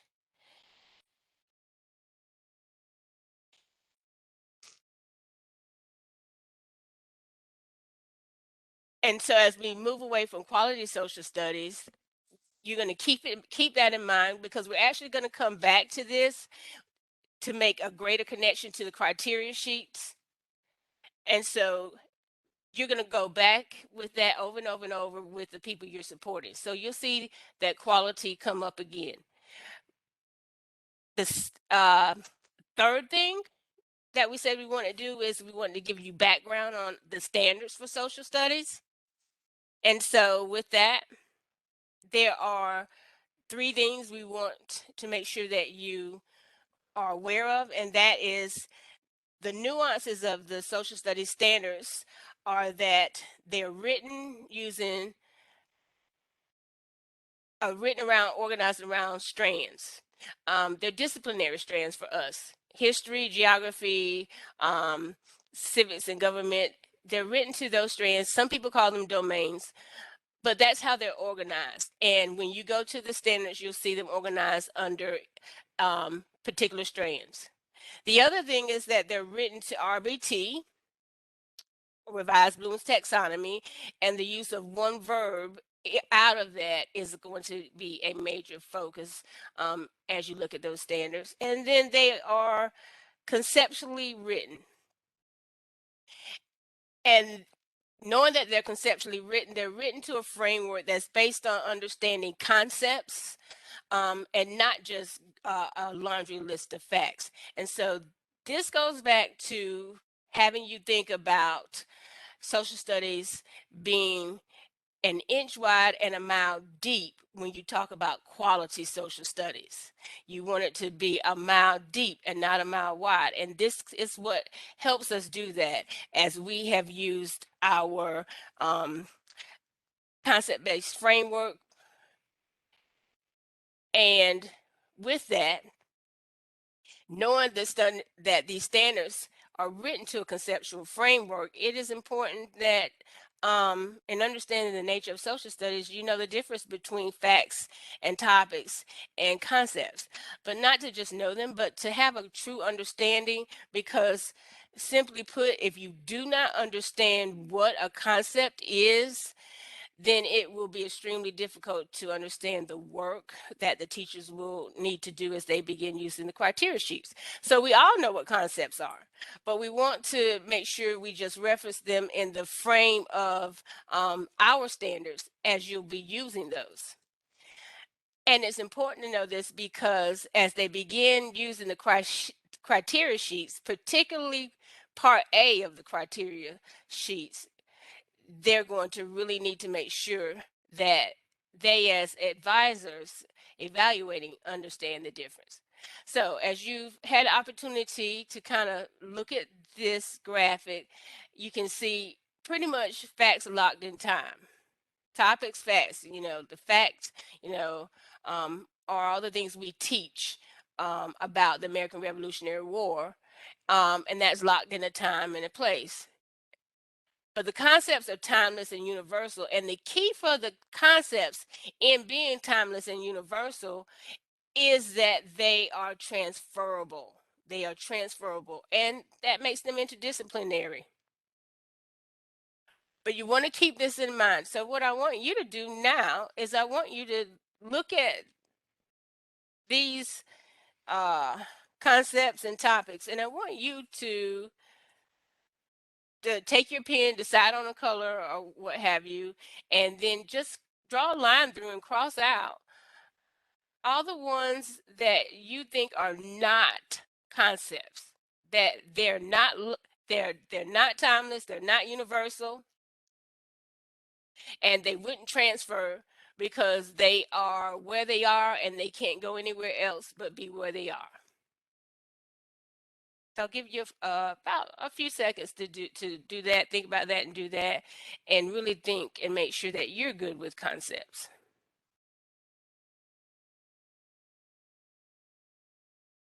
And I see some of you scratching out. And then what I like about Period, if you guys who haven't used this, as the teacher or the PD person, you can see what's going on. You really don't know who's doing what though.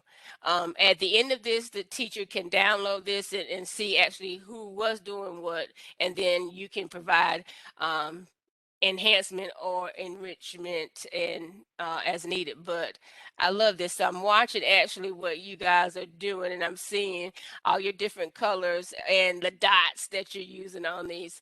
And so that is giving you an opportunity to practice a little bit, and you'll be able to talk with your advisors.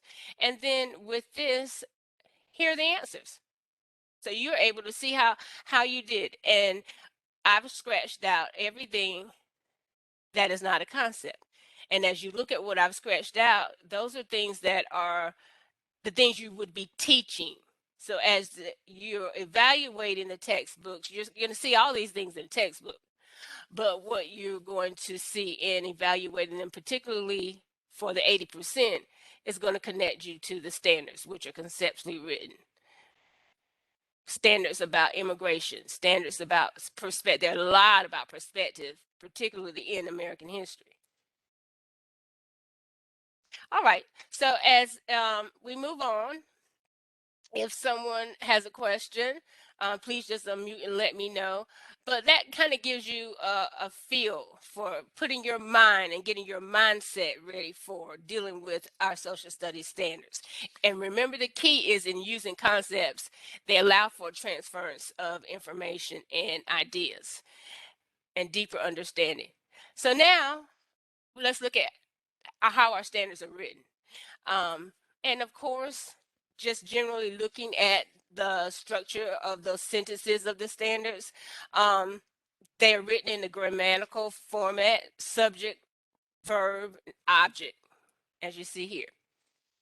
And so I picked the 8th grade standard, just pull that out and put it here for us to use as an example in explaining. But we want to make sure that you're helping teachers who may not be as familiar yet to know that in the standards, the subject is always understood to be the student. And with us, we said we have written these standards to RBT verbs, and there's only one. You're going to only have one verb in our standards, and it's going to always be the first word. That's going to let you know what we want the students to do in those standards. And so explain here is the verb, and it requires the students to be able to show their knowledge and understanding of causes and effects. And the teachers know this, and they're learning it even greater as they use these new standards. So they know this, and they know what each verb stands for. And if not, they should have some cheat sheets that we provided to them, and I can provide those to you also. But these are important because then once you get the verb, then you look for the object, and here the object I've just underlined for you. And the object of the learning here is that explain reasons for either forced or voluntary migration on different groups of people of North Carolina and in the US, and their effects or impacts on the type of migration. That's really what the object of the learning is, as we've stated it in this. And this is what teachers will need to know. That's the intent of this standard. And then, of course, the importance of this in providing depth for exploring this is going to be all those concepts. So here we've got reasons, effect, concept of migration, and then the micro concept of forced migration and voluntary migration. And then concept of group and the concept of nation. And so all that's important, and teachers are familiar with that, but we want you to know that also. And so when they start using the material to really focus on the content of 1A and 1B, they're going to either use the standards or they're going to use the unpacking documents. And they can get to that like they get to everything else on our website. But I would suggest that they use the unpacking documents. I would suggest they use the unpacking documents, but both will have this all the standards. The reason I would suggest that using the unpacking documents is because the unpacking documents have the standards in them. Plus, they have all of this other information that's going to be helpful as they start evaluating for textbooks. And so right here, you'll see, here's a copy, just chosen a 6th grade one for an example. And these arrows show you how we want them to read the unpacking documents. But as you see this, those of you who aren't familiar with our unpacking documents for social studies, what we've done is we've listed the major standard, but then each objective, which is what they're going to really be doing in 1A on those criteria sheets, is they start by identifying the objective. And then after they've identified the objective, which is right here for them, then they move on. And if, you know, the objective, they've read it, this next column really lets you know if students is mastering this objective, then these are the things that should be going on here. And this is where they can look to find that. And that'll provide greater depth for them also as they're going through those textbooks. So in reading that, you continue on across, and then it details generalizations or enduring understandings. And then it goes on to tell you the general knowledge that students should walk away with. And that general knowledge is really conceptually written too. How key historical people and groups impacted the rise and fall and transformation of societies, and how key events impacted the rise and fall and transformation of societies. And those are things that should be found in those textbooks. But you notice here we didn't put in any key names and places. That plays out in your examples, suggested examples, and then some of your formative suggestions for activities. But the key here that they're going to focus on is probably going to be these 3 that I've highlighted here. What is it students should walk away from mastering this objective? What are some of the understandings, those deeper level understandings in the conceptual framework? And then what kind of knowledge should they acquire? And so hopefully that will help you as you work with your teams. The North Carolina Social Studies is written, of course, as we said, to strands, disciplinary strands. And with that, you see them listed here. And so we've got 5 disciplinary strands and 1 discipline neutral strand, and that one is inquiry. And with that, we look at the multiple disciplines of social studies, and they are integrated throughout all the textbooks and materials and what have you, but they all incorporate inquiry. And that's going to be a big thing that we'll want to see in some of those textbooks. And so with the inquiry strand,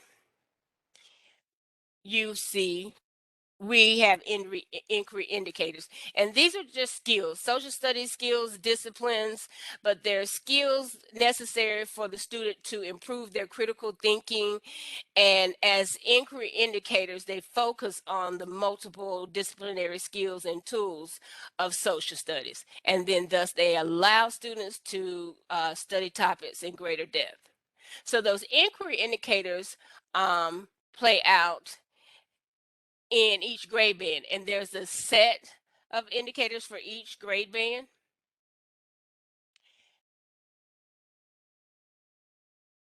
And they're different.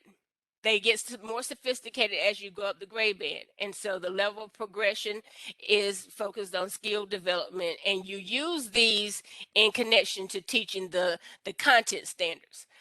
So you have to have the content standards to be able to teach the inquiry standards, the skills. And so we want to see those play out in those textbooks. So now as we look at the textbooks criteria and start looking at those sheets, I told you we'd come back and you would see these qualities again. And what's more, these qualities are listed in the criteria sheets over and over and over and over again. And so the importance of that plays itself out in what the teachers are going to do. And each of the criteria sets are going to, as you already know, have these categories. And with those categories, that first being the content, we look here and these are the two that will be a part of part one. Both of them are major. And the key here is that this is probably going to be where the teachers spend a bulk of their time as they evaluate. It's going to take quite a bit of time, and it's the knowledge and understanding of the standards and of quality social studies instruction. With part B, there are 6 criteria. I've pulled 2 of those out. I pulled out number 1 and number 4. And of course, I pulled those out because I wanted to also make a note for you to note to yourself that there are going to be a lot of things that they're going to look at in these 2 points that are going to take a lot of their time. And so these also will be criteria points that they will spend a good amount of time evaluating these textbooks, trying to ensure that they do see these things or that some of these things are not present. If 2 or more of these aren't there, you already know that textbook they don't have to move any further. We hope that doesn't happen, but that's why this step is going to be so important. And the use and knowledge of these things that I've said about our standards is going to be critical. All right, with this right here, excuse me, look a little bit here and start talking because the standards are what they're going to evaluate the textbooks on. They're going to look also at a lot of the content materials. And so because our new standards are explicitly written addressing marginalized people and minorities, that was a whole back and forth before they were approved, and there's a large emphasis on inclusion. And so you're probably going to find that textbooks submitted for North Carolina may be rich with efforts by publishers to include content to address standards at all the grades and all the courses that focused on marginalized peoples, minorities, groups, and just inclusion in general, and making sure that diverse groups are not only represented, but represented accurately and with balanced viewpoints, and that they avoid stereotypes. This social studies adoption is going to be really, really important to get quality material, because we know social studies is such a important content area, but it's also an area where it allows for a lot of opinions. And so we want to make sure our textbooks, we're picking the best quality textbooks. And so I wanted to go through a couple of examples with you to show you what you already know. These are some examples that are actually have actually been in textbooks in the past, and they've been in textbooks in the past 5 to 6 years. These aren't from like way back. But I want us to just look at these. And as you look here, I've got 4 examples. From this section, this one is from a World Cultures and Geography textbook. And it really said in that textbook, in the centuries after Muhammad's death, Muslims spread their religion by conquest. And Islamic rulers took control of Southwest Asia, Central Asia, North Asia, India, and Spain. You will see here what's wrong with this is that it is a half-truth. And it goes on to explain why it is a half-truth. And that is because in that period of spreading Islam, if you're teaching this, this book is given a half-truth because it wasn't only by conquest, it also was by trading, education, interaction, missionaries. And so those are the kinds of things that the teachers, that's why it's going to take them so long, because it's going to be very tedious work, because they're looking to make sure that there's accuracy, and that's one of those qualities. Here's another one from a geography and cultures textbook. And of course, that's wrong. It's totally incorrect. And it's, in fact, a stereotype also. Thinking that because, Hindus worship the cow, that that they're vegetarians, that is just wrong. But it is something that could be in a textbook, or that was in a textbook. Another example of the importance of making sure that we're really looking at these textbooks is this is something that was in a textbook, a government textbook, a U.S. government textbook. And it talked about Brown versus Board, and that about segregation, and simply about all white and all African American schools sometimes had similar buildings and buses. They sometimes, however, the buildings and buses for the all black schools were lower in quality, sometimes. And often children had to travel far to get to their bus. Now, the problem with this is that it's unfortunate wording. And that too is something that that teachers will be looking for as they evaluate. And then this last one talks about the chadors that Muslim women wear. In the textbook, it was an image. And in that image, in the textbook, which is why image, they're going to have to be really on it, looking at the images and the appropriateness of images. The image was portrayed, but then there were two questions. And the questions said, as you know, right here, how wearing the chador affect women's interactions in public. And it suggested that the interactions made it hard for them to be distinguishable from one, and inhabits any kind of contact. And then the second question was asked, what does this reveal about status of women in Muslim society? And they suggest the answer was that it revealed that even in countries that claim there is equality for women, religious law still hinders women's rights. So I want you, based on what kind of how I went over those, I want you to look at these these four things here, and tell me, what do you think is wrong with this? Type that into your into that box there. Was it that they had is it wrong because of negative perspective, moral judgment, myth, or misleading? Which one would you think is the reason why this is something that should not have been in the textbook the way it was written? And all right, I see some people typing in negative perspective, misleading, misleading. All right, misleading.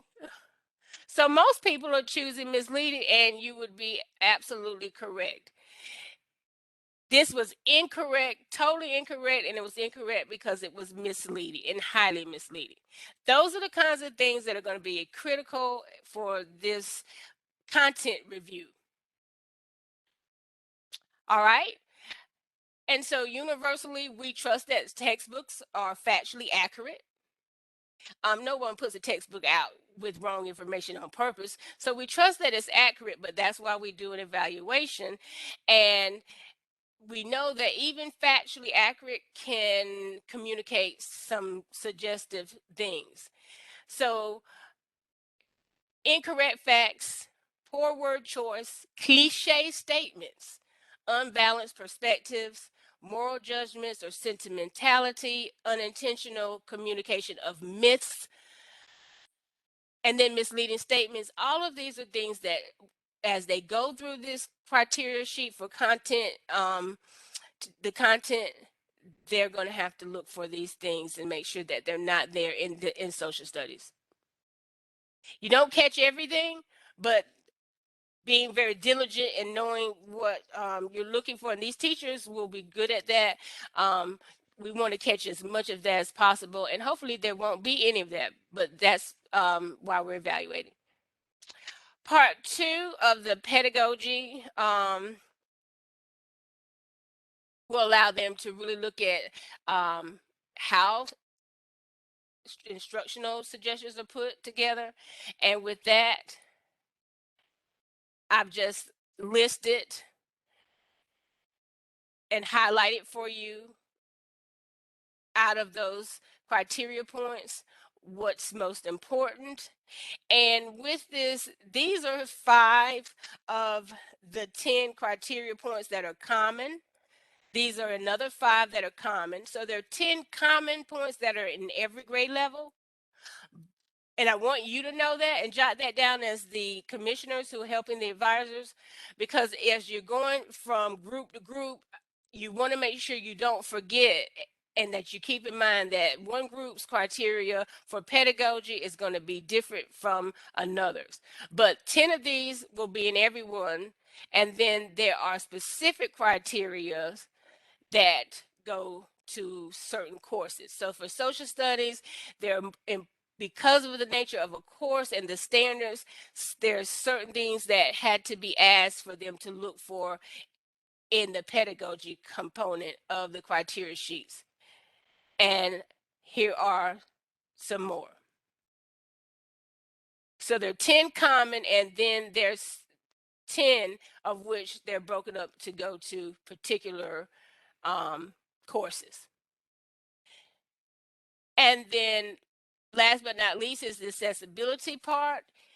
And of course, I have highlighted this for you because this connects us back again to the quality of social studies and the importance of understanding the intent of those standards and using the unpacking documents. But now we're looking at graphic design, and I've chosen D and E out of all of these because this connects us back to what we're talking about, looking at those pictures, those captions, even looking at charts and graphs. Maps even have been wrong. And so all visuals not only need to be interactive elements, but they need to be accurately labeled. And we need to make sure that all of our graphic designs are not implying anything that is not only inaccurate, but that might be misleading. And so as we remember, no textbook has everything, but make sure to talk with your teacher advisors as they are doing their work, as they're getting ready to do their work, and make sure that they're making choices for the best textbooks based on the actual textbook and not on the bells and whistles of the ancillary materials. We want those to be good, but we want the textbook to be the best focused textbooks we can get.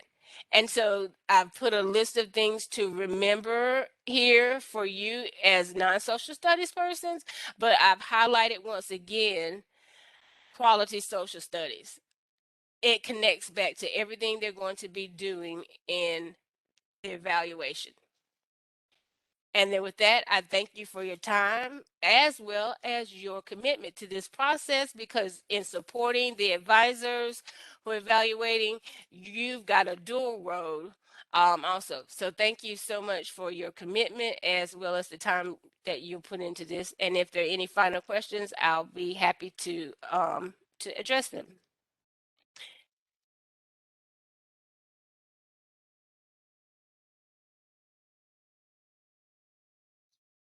Thank you, Ms. McLaughlin. That was very informative and good use of Peer Deck.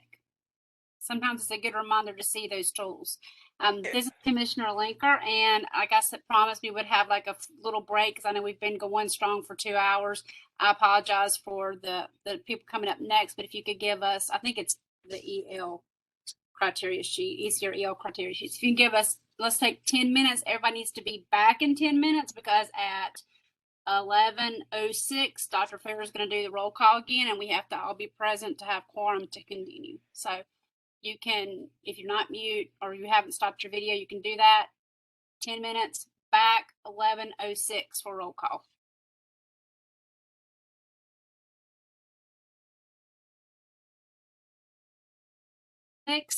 So everyone should be making their way back to their computer. Dr. Fair, if you can, please do roll call. Okay. Commissioner Jody Ray Autry, Commissioner Autry is present. Commissioner Catherine Bailey, Commissioner Bailey is present. Commissioner Ricky Baldwin, Commissioner Baldwin present. Commissioner Marlena Blue, Commissioner Blue, present. Commissioner Aubrey Gadet, Commissioner Gadet present. Commissioner Kathleen Linker, Commissioner Linker present.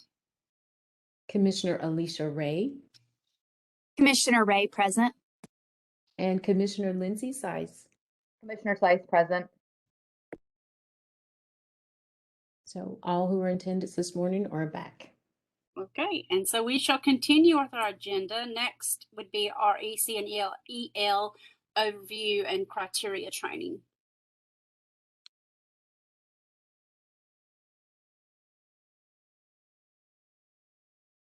Good morning, everyone. This is Beverly Caldwell. I'm one of the consultants from the Exceptional Children Division at DPI, and I will be co-presenting with Marshall Foster this morning. I'll be covering the Exceptional Children portion of this section, and he'll be covering the English as a Second Language portion. Good morning. And Marshall's the one with the very nice radio voice. I just wanted to throw that in. Hopefully it doesn't put people to sleep. It's very soothing to hear your voice on this morning. So I'll go ahead and get started with some of the background information from EC, and then I'll turn it over to Foster, Marshall Foster, and then we'll kind of tag team on a couple of slides as we move through. So if we'll move to the next slide, please. I'll start by just mentioning to you all that the part that we're going to share with you today in terms of the criteria sheets is pretty much what we will share with the reviewers, the textbook reviewers.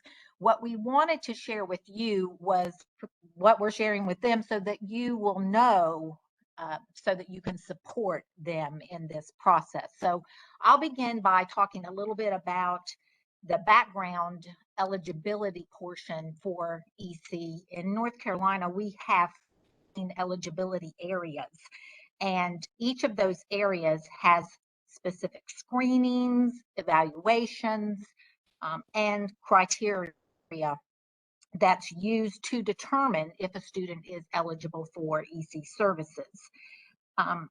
Among all of these areas, we also have to look at the support needs for students, and those may range from the mild to the significant and complex in each of these categories. So it's very important that we have some broad representation of reviewers when we're working on the textbook adoption piece. Next slide, please.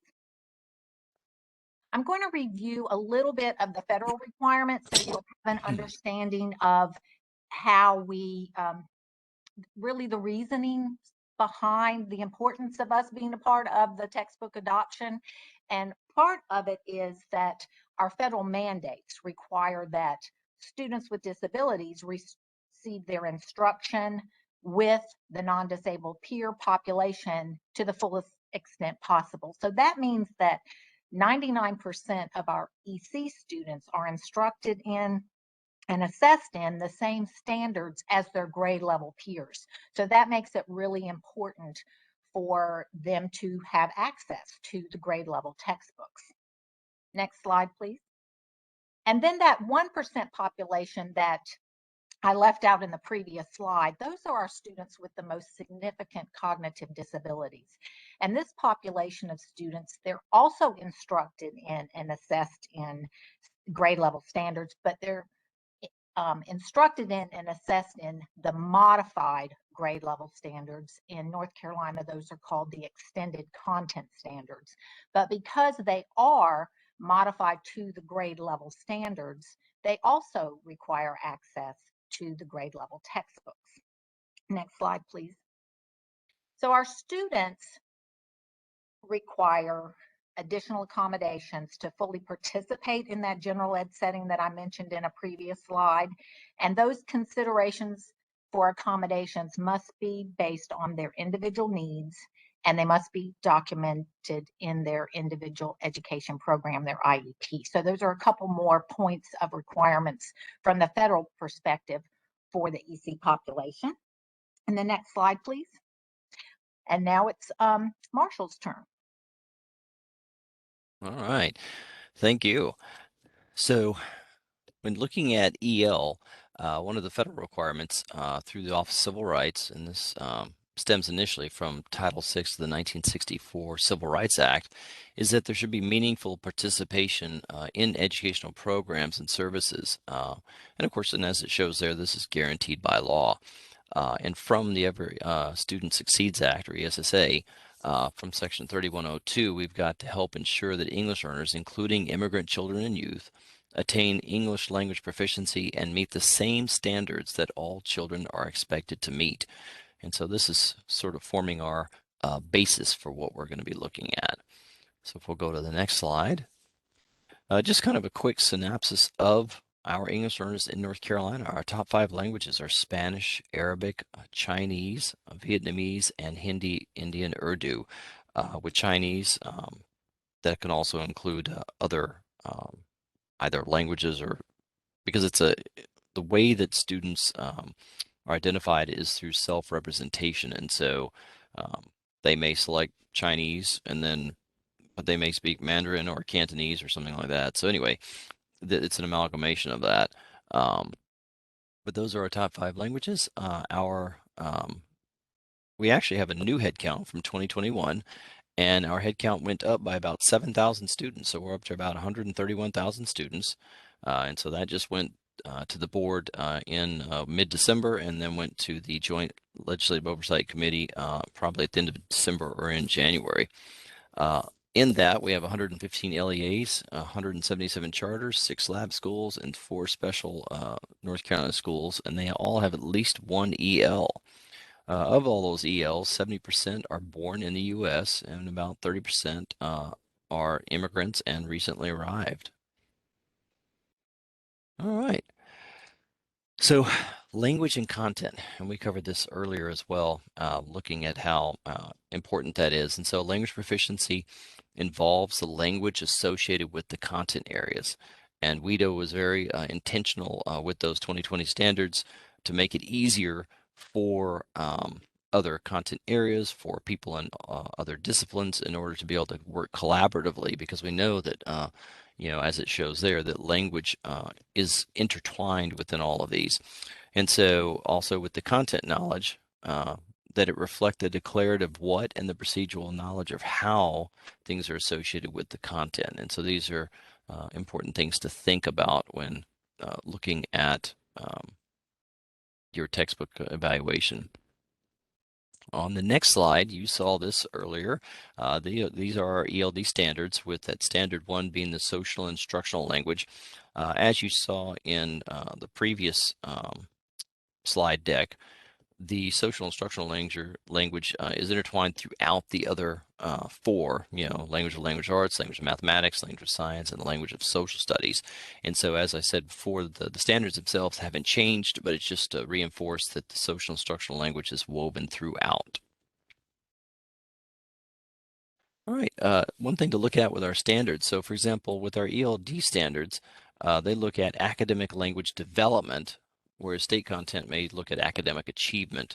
Our ELD standards are language-based as opposed to being content-based. They're reflective of the varying stages of second language acquisition, whereas state content is reflective of conceptual development, right? And then our ELD is representative of social and academic language context. Remember, we were talking about that importance of having it within the context and across the disciplines. And in state content, it's representative of the school's academic curriculum. And so those are some of the differences you'll see there. Some of the EC and ESL differences. EC has specially designed instruction, very important there. ESL, we have native language support. So in some of your textbooks, you'll see that they will say that they have things, for example, say in Spanish, right? Maybe a Spanish glossary, or they have things in other language or other supports there. And so those are some of the things that you'll see there. With EC, also they have alternative formats to meet the needs of their students' disability. For example, those that have vision, hearing, or intellectual disabilities. All right, and I think Beverly is talking about universal design for learning.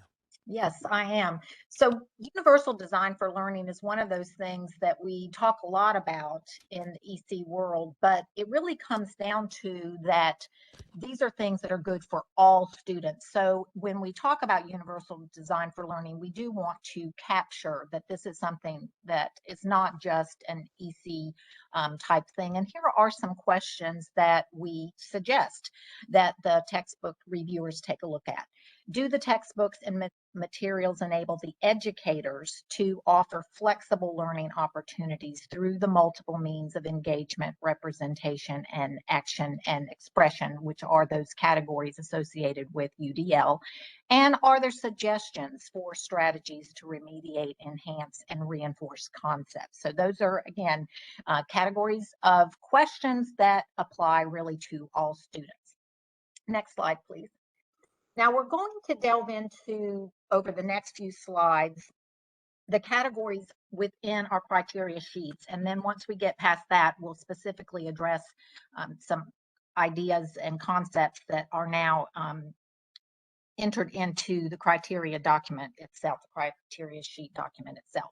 So when we're looking at language access, we would like the textbooks to support language by including a variety of linguistic supports, focusing on the key vocabulary and language functions, providing opportunities for the use of visuals and technology, promoting building background knowledge, promoting oral language development associated with the content areas, and for EL specifically back to that, including native language support when possible. Next slide, please. For the content access and accommodations, the textbooks should support the use of accommodations and modifications to enhance content knowledge by the use of realia, the concrete objects, manipulatives, and hands-on materials, modeling, graphic organizers, or some people call them advanced organizers, and technology. Next slide. Yes.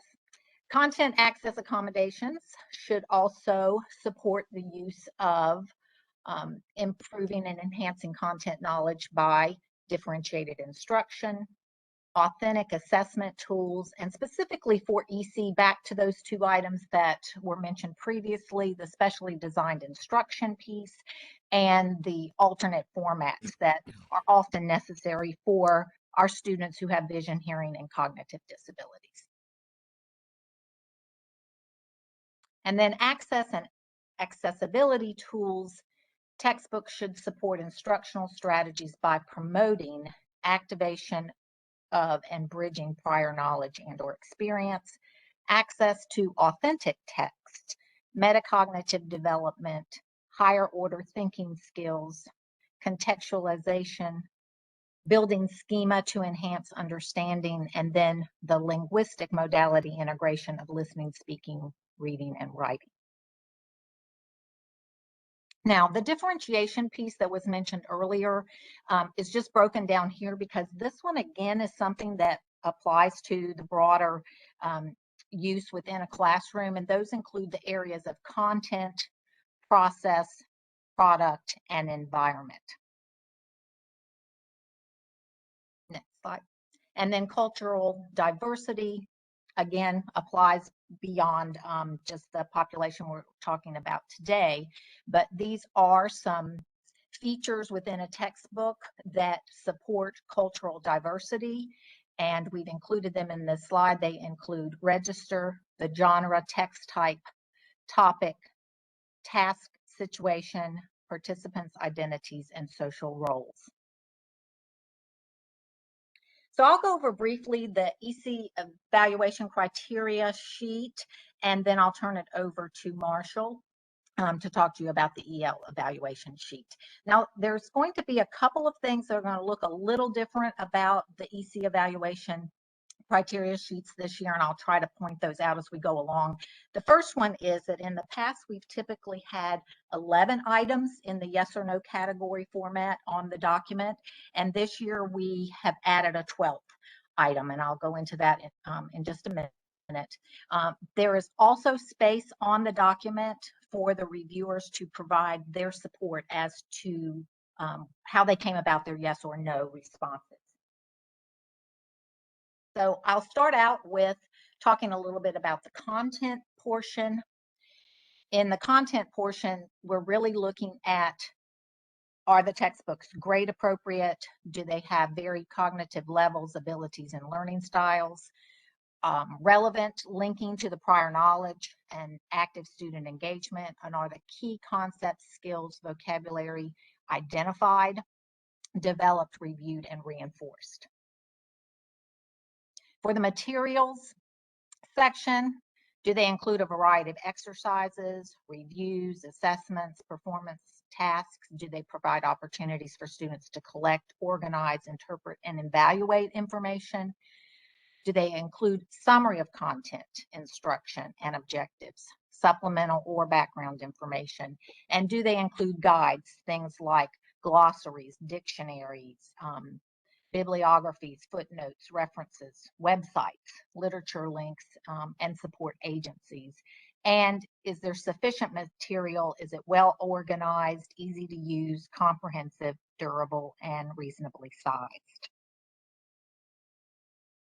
In the resource category, it is hopeful that it will accommodate a first-year teacher and a veteran teacher. In terms of the text, that the font, the color, the spacing, the legibility, the photos, the graphics, the captioning, and all of those are appropriate. And then technology, that the student text and the teacher resources should meet criteria for accuracy, appropriateness, and scope.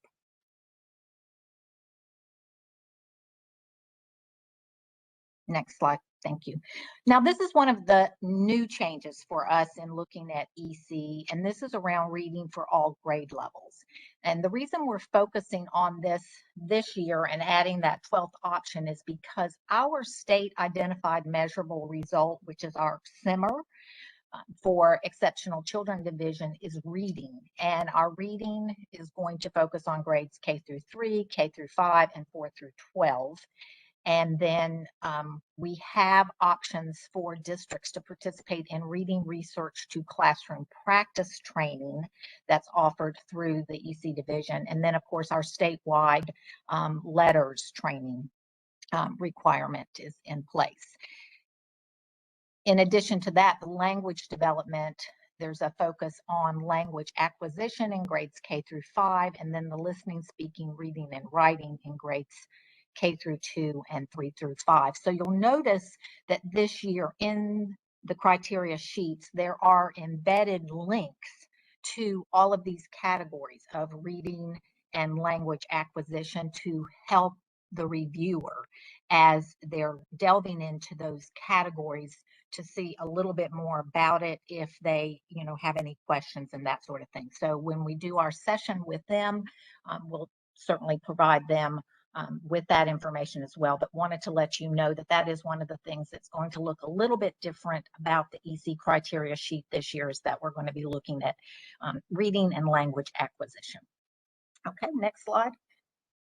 And this slide is just one of those to give some extra resources. I think that you all found that helpful last year when we provided that. So we want to continue to provide as many resources as possible. So if you find that you need some additional resources, please let us know, and we're happy to do that. These are specific to EC, but we have resources that Marshall has pulled together for EL.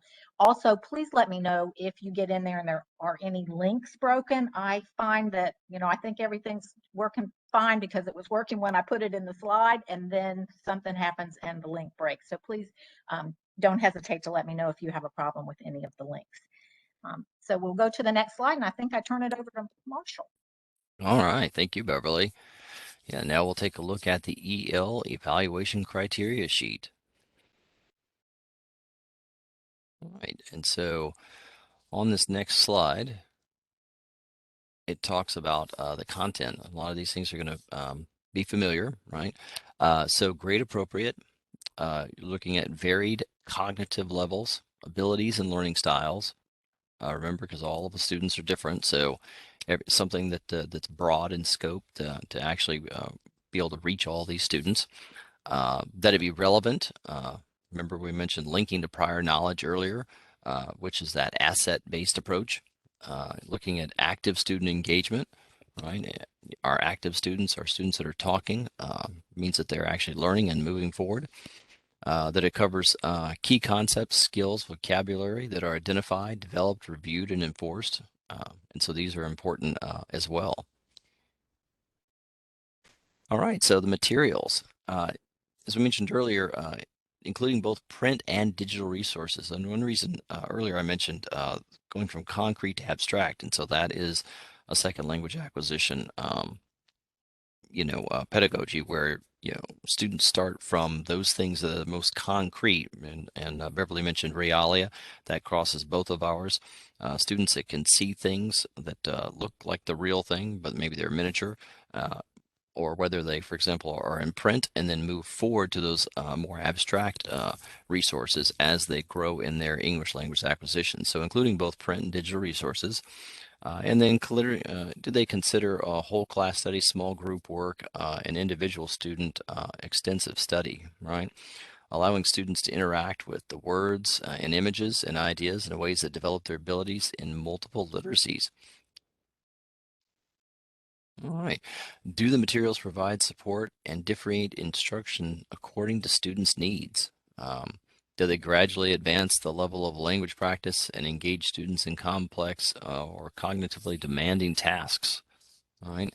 We don't want things that are watered down. We want things that are appropriate and challenge the students.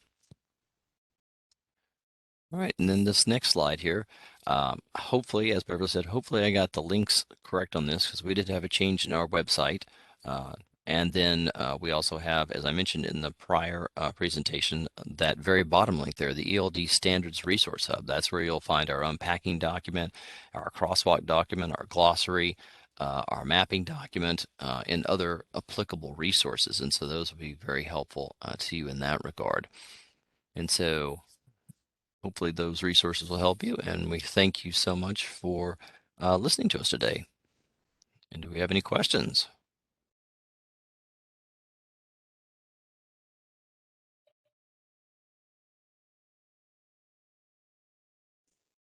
This is Commissioner Linker. Thank you, Mr. Foster and Ms. Colwell, for your presentation, and the hyperlinking of the thing within the criteria sheet I think will be very helpful moving forward. So thank you for taking the time to do that as well. I didn't see anyone who had any questions. So if not, we are going to move on to Ms. Kenya Wallace, who is going to talk about our evaluation platform. Welcome, Kenya. Good morning. Thank you, Commissioner Linker. Hello to all who are present.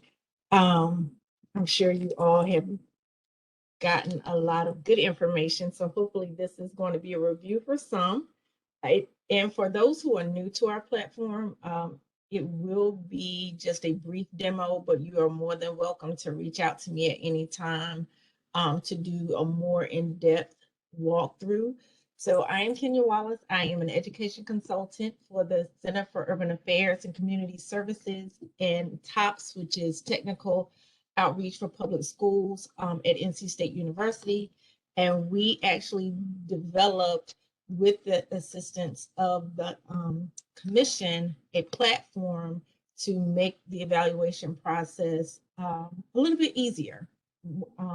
We've worked to refine it, and we actually, Commissioner Linker, I think you'll be pleased, we've added a landing page to the platform. So I am going to share my screen, and hopefully I'll do it right because I'm a Zoom person.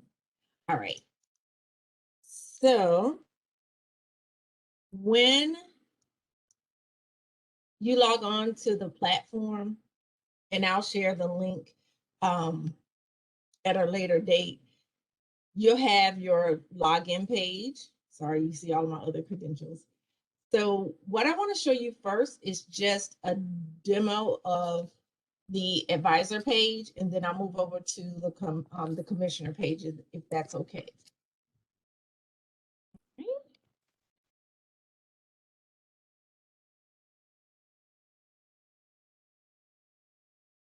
So this is the new landing page.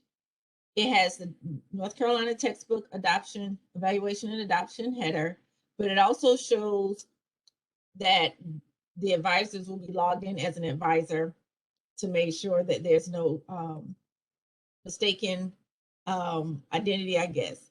But just to let you know, the commissioners and the advisors will all have their own unique ID logins. So there's no chance of like a breach of information or breach of confidentiality of any sort. So for the landing page, both subject areas are listed. The advisors would simply select the subject area that they will be responsible for reviewing. Sometimes we may have had teachers kind of switch over. It may not be the case this year, but it makes it easier to just have those subject areas on one landing page. Once the subject area has been selected, there are a number of columns that are shown. The immediate left shows the completed column. Once teachers, advisors have completed their review, this no will automatically populate to yes. It'll show the bid number, and just for demonstration purposes, we just have demo added. The textbook information that will be presented to the advisors will also be listed here. So everything will match all other documents regarding the bid number and the textbook information. The 4 columns to the right are the different reviews that have been presented. So what our team does or has done, we've taken that information and placed it onto the platform so that teachers can complete their responses. At the top, you'll see the bid and the textbook information. It should match what they see on the menu page. It'll also have the textbook name as well. Below that, it lists the number of standards that teachers will be responsible for reviewing for that particular bid or bid number. The number of standards met and the percentages of standards met will populate as teachers, advisors go through and complete the standards. So I'm just going to click on a few just to show you what that looks like.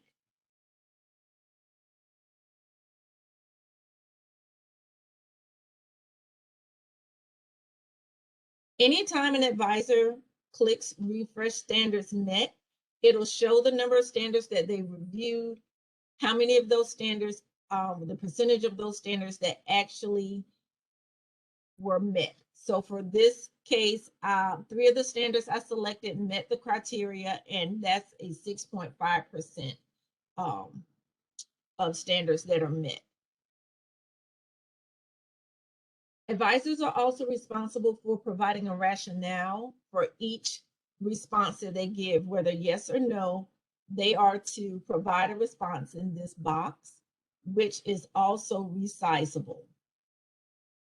So teachers won't feel like they are limited, that they will actually have space to include all of the information as possible.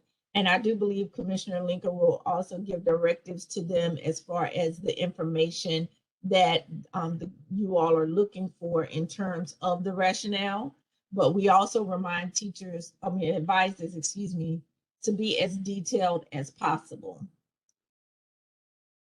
Now, if an advisor decides, changes their mind about a particular standard, all they have to do is return to that standard and click the choice that they want. They refresh the standards met and they'll automatically see the change. In the event an advisor has to stop working, to take a break or for whatever reason, when they scroll to the bottom of the page, they have two options. They can save and finish later or submit their standard responses. We actually advise that advisors save and finish later, which then takes them back to the menu page. When they return, the information is still there. Once they've completed all of the standards and provided a rationale for each, they can submit their responses. Now, we've added safeguards to make sure that nothing slips through and that everything is completed. An alert page will show to remind advisors to go back and check to make sure that every yes or every no has been clicked for each standard, and also that it's also to remind them as well to make sure that they have responses, rationales provided. So I will save and finish later.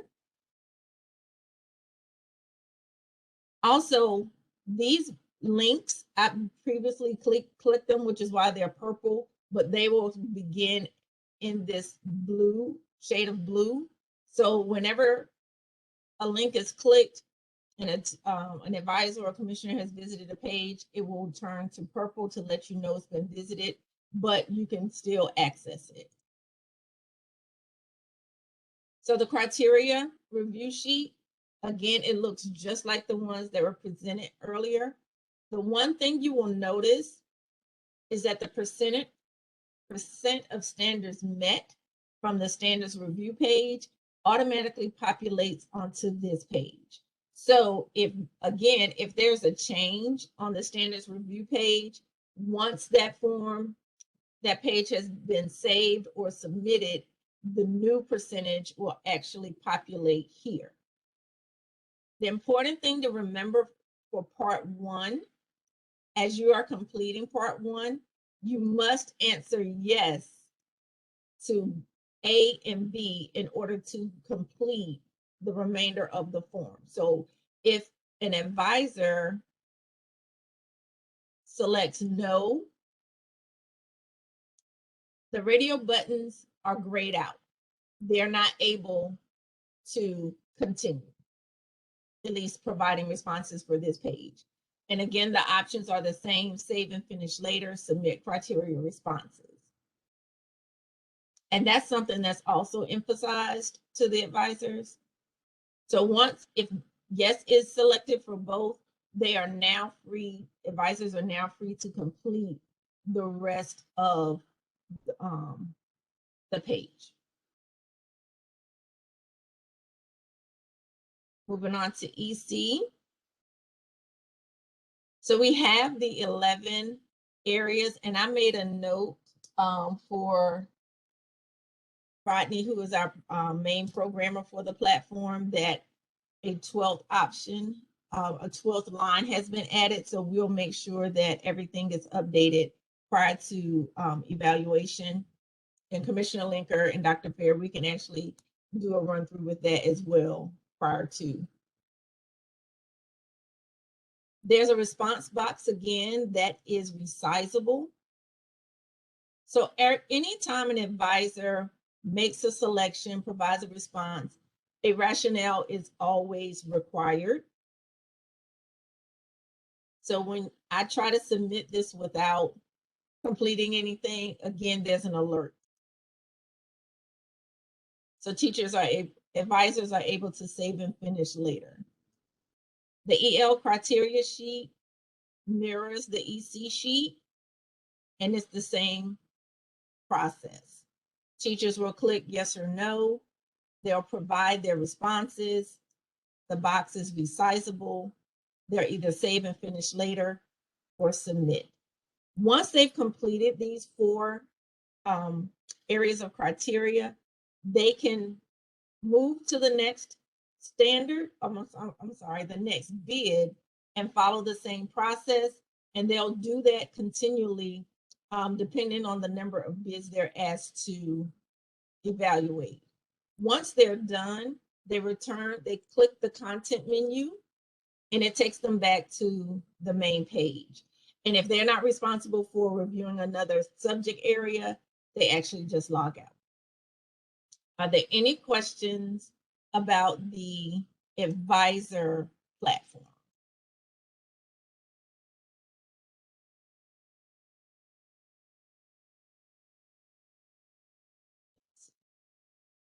All right, so I don't see anything, so I'm going to move forward to the commissioner page. So this is your page. Again, you will have a unique login ID. Your login username and password will be unique. Your landing page looks just like the advisor's landing page, and I'll use English language development. So once you select your subject area, this is the page that returning commissioners are used to seeing. You're used to automatically logging in and seeing this page. So all of the bids will be listed by bid number and by title.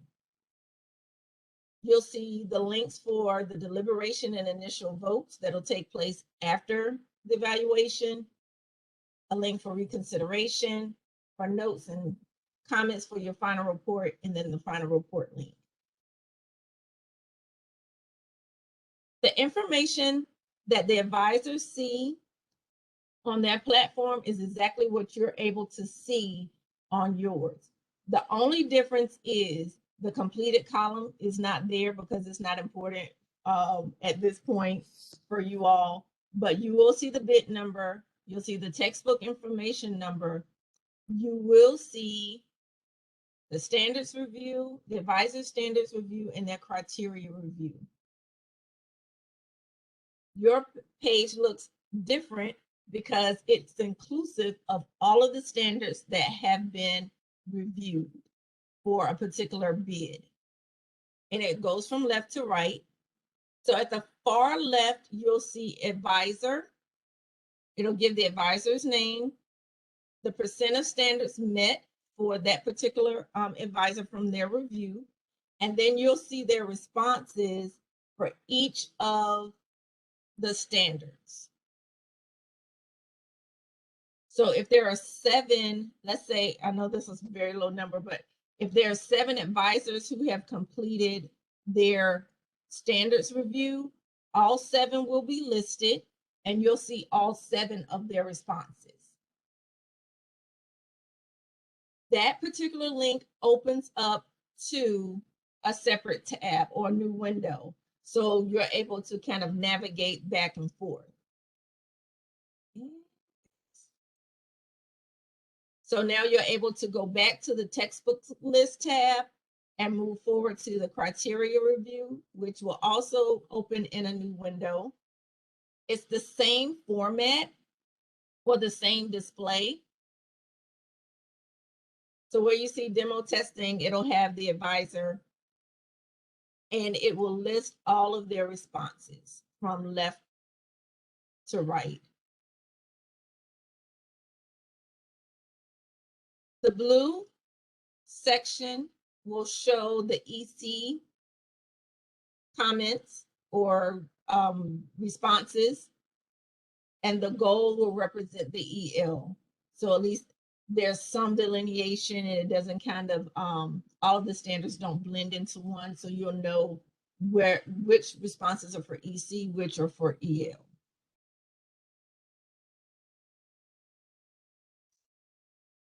The last link that you have will be a summary of the criteria sheet that the advisors complete.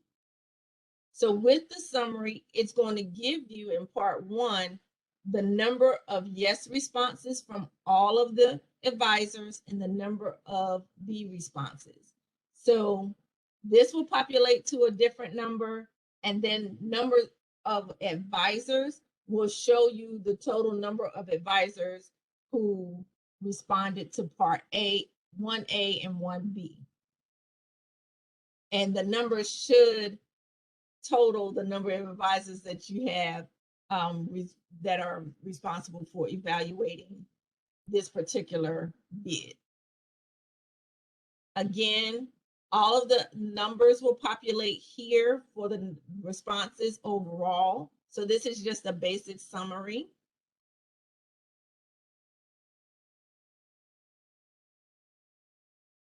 And that is a separate tab again.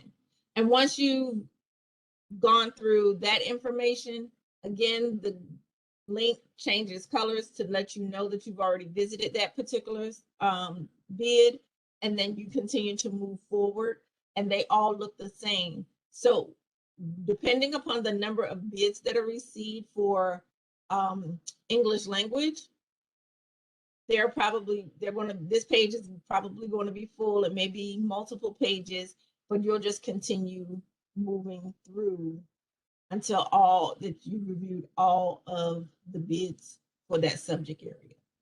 Once you click menu, you go out. So there's no need to save for this particular portion, for the review portion, but moving forward, you will have that.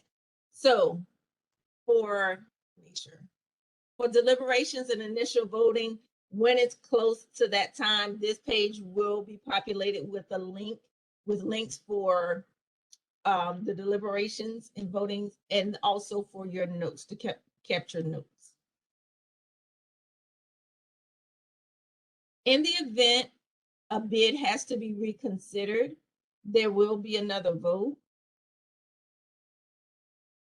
This is the voting page that you'll use. Your initial voting page will look very similar to this. Instead of reconsideration at the top, it'll have initial vote. You'll respond yay or nay for recommending or reconsidering the vote, and then you'll submit it. So again, if you try to submit without voting, it's going to prompt you to select a choice. So this particular page we revamped, and I feel like we've kind of gotten it to a workable space, is the comments and notes for final reports. This link is where you will capture all of your notes for a particular bid. You'll be denoting the strengths, the areas of concern, and just giving overall comments regarding that particular bid. Again, the boxes are resizable. There is a maximum word count for strengths and areas of concern. I believe it's about 200 words. And then your overall comments, I think that's about 600 words, because we want to make sure that the overall report is very streamlined, and so that when all stakeholders are able to see, if they're able to look at the report, or when they see the report, we want to make sure that they're looking at, they understand the information and the way it's presented, and that it's uniform.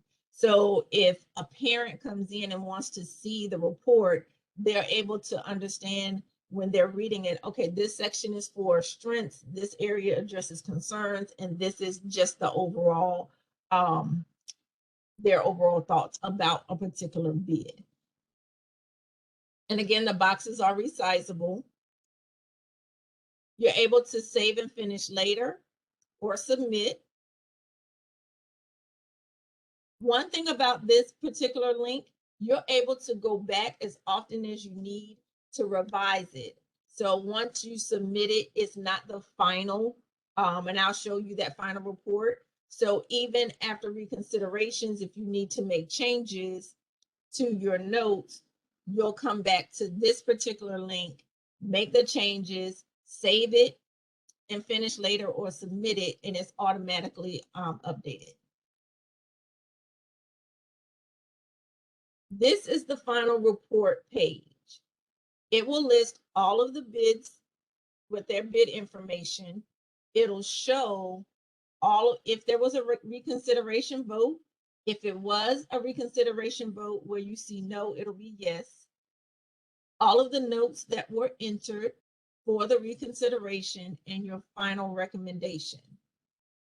This very last column to the right, the notes and comments column, that is going to expand with your notes, but it's going to include all of the strengths you identified, all of the areas of concern you identified, and all of the overall comments for each bid. So this will be a much larger page. It's going to be a much larger document. In the event that you, again, may need to make an edit to your notes and comments, do not submit or do anything to this page. Go back to your notes and comments for final report and make whatever changes. So I'm just going to do test so you'll see what it, or just some letters. So you'll see what that looks like.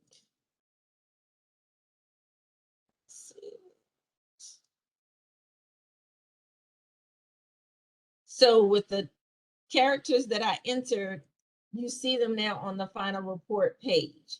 So whenever you make a change to your notes and comments page, it will populate here. When you are ready to submit your report, this is very important to keep in mind. You're going to check this box to certify that the recommendations on the page they are as accurate to the best of your knowledge. Check that box. You're going to type your name in for a digital signature. And you have another reminder, click the submit final report when complete. Please note you will not be able to access the online system after submitting. So make sure you have captured all the details that you want to detail about each bid, because once you click this button, submit final report, you will no longer have access to the platform. So we want to make sure that we just kind of reiterate that, just to make sure that whatever information, whatever final notes and comments you want to give for each of the bids, that you do it prior to clicking this button. Because what will happen is you'll get another alert. If you forget to check the certify box and forget to enter your name for your digital signature, this is the alert that you're going to get to prompt you to go back and make sure those things are done. And only because it's a demo, I'm going to input my name. When you are ready to submit and you submit final report, there's a message asking you to, are you sure you're ready to submit? And if not, you click cancel, make whatever changes. If you are ready to submit, click OK. And then you'll go back to the login page. And then that's it. So I know that was a fairly rapid overview, but if there are any questions, I will answer them at this time, or you can email me or Dr. Fair or Commissioner Linker, and I'll be happy to get a response to you. And that's all for me, Commissioner Linker. Thank you. This is Commissioner Linker. I have one quick question, Ms. Wallace, Kenya. Yes. But we still, so like the comments are all for our initial vote, but if it's voted, if it's something that comes up for reconsideration, we still have the ability to make those notes for the reconsideration part, correct? And well, I think we'll talk more about that later. I'm just going to make sure. Okay. Yes, you'll be able to make notes for both. Okay. Yes. Thank you. You're welcome. So there's no questions for Kenya Wallace. We will go to our last part of business, which is just a quick kind of timeline where we're going next. Trying to be mindful of everyone's time, so I'm not going to go too much in detail. You have access to everything that you need to possibly look at for more specific. But I will start out by saying just some general information. Things are important in the invitation. The timeline is spelled out in great detail in the invitation on pages 6 through 8, including things that don't really necessarily pertain to the commission. Some of it has to do with publishers and their bids and what that deadlines that those are.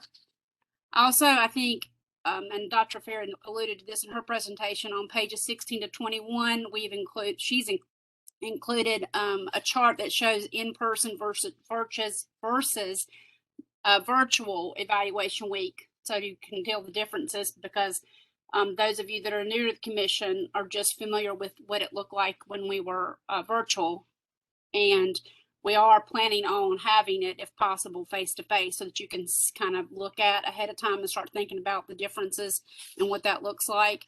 And then again, the criteria sheets are in the invitation on pages 31 to 72, but they're also in a folder if you just want to see the criteria sheets alone, and that will also be for you to look at as we move through this process. So just a quick little thing of 3 places in the invitation that might be worth your time to double check if you want a little bit more information. So our timeline, I just went through the pages 6 through 8 and picked out the dates that pertain specifically to us, and Dr. Fair has included in our material an actual little chart for a timeline that you can refer to. But the next meeting that we have scheduled is the 13th of April. At that meeting, we will look at advisor selection process, evaluation week, review reports, what that looks like, and if anyone needed any further follow-up from the consultants at DPI, we would have those scheduled for that time as well. The meeting after that would be May the 12th. Again, we will continue our advisor selection process. Hopefully, we're more closer to the actual selection of advisors. We'll talk more in depth about evaluation week, expectations, and roles. We'll get our last thing for the platform training, make sure that everybody can log in and can see what they need to. And we'll talk about the bid submission samples, which we will be getting the following week. So on May the 16th, you will receive the electronic submission samples, because as Commissioner Ray asked earlier, those will be for us, they will be like they were last year. We will have the material accessible to us shortly thereafter, the 16th of May, and we would be able to start our review, looking through our materials after we check off to make sure that the links work and that everything is there that needs to be there. And that will need to be turned into Dr. Fair.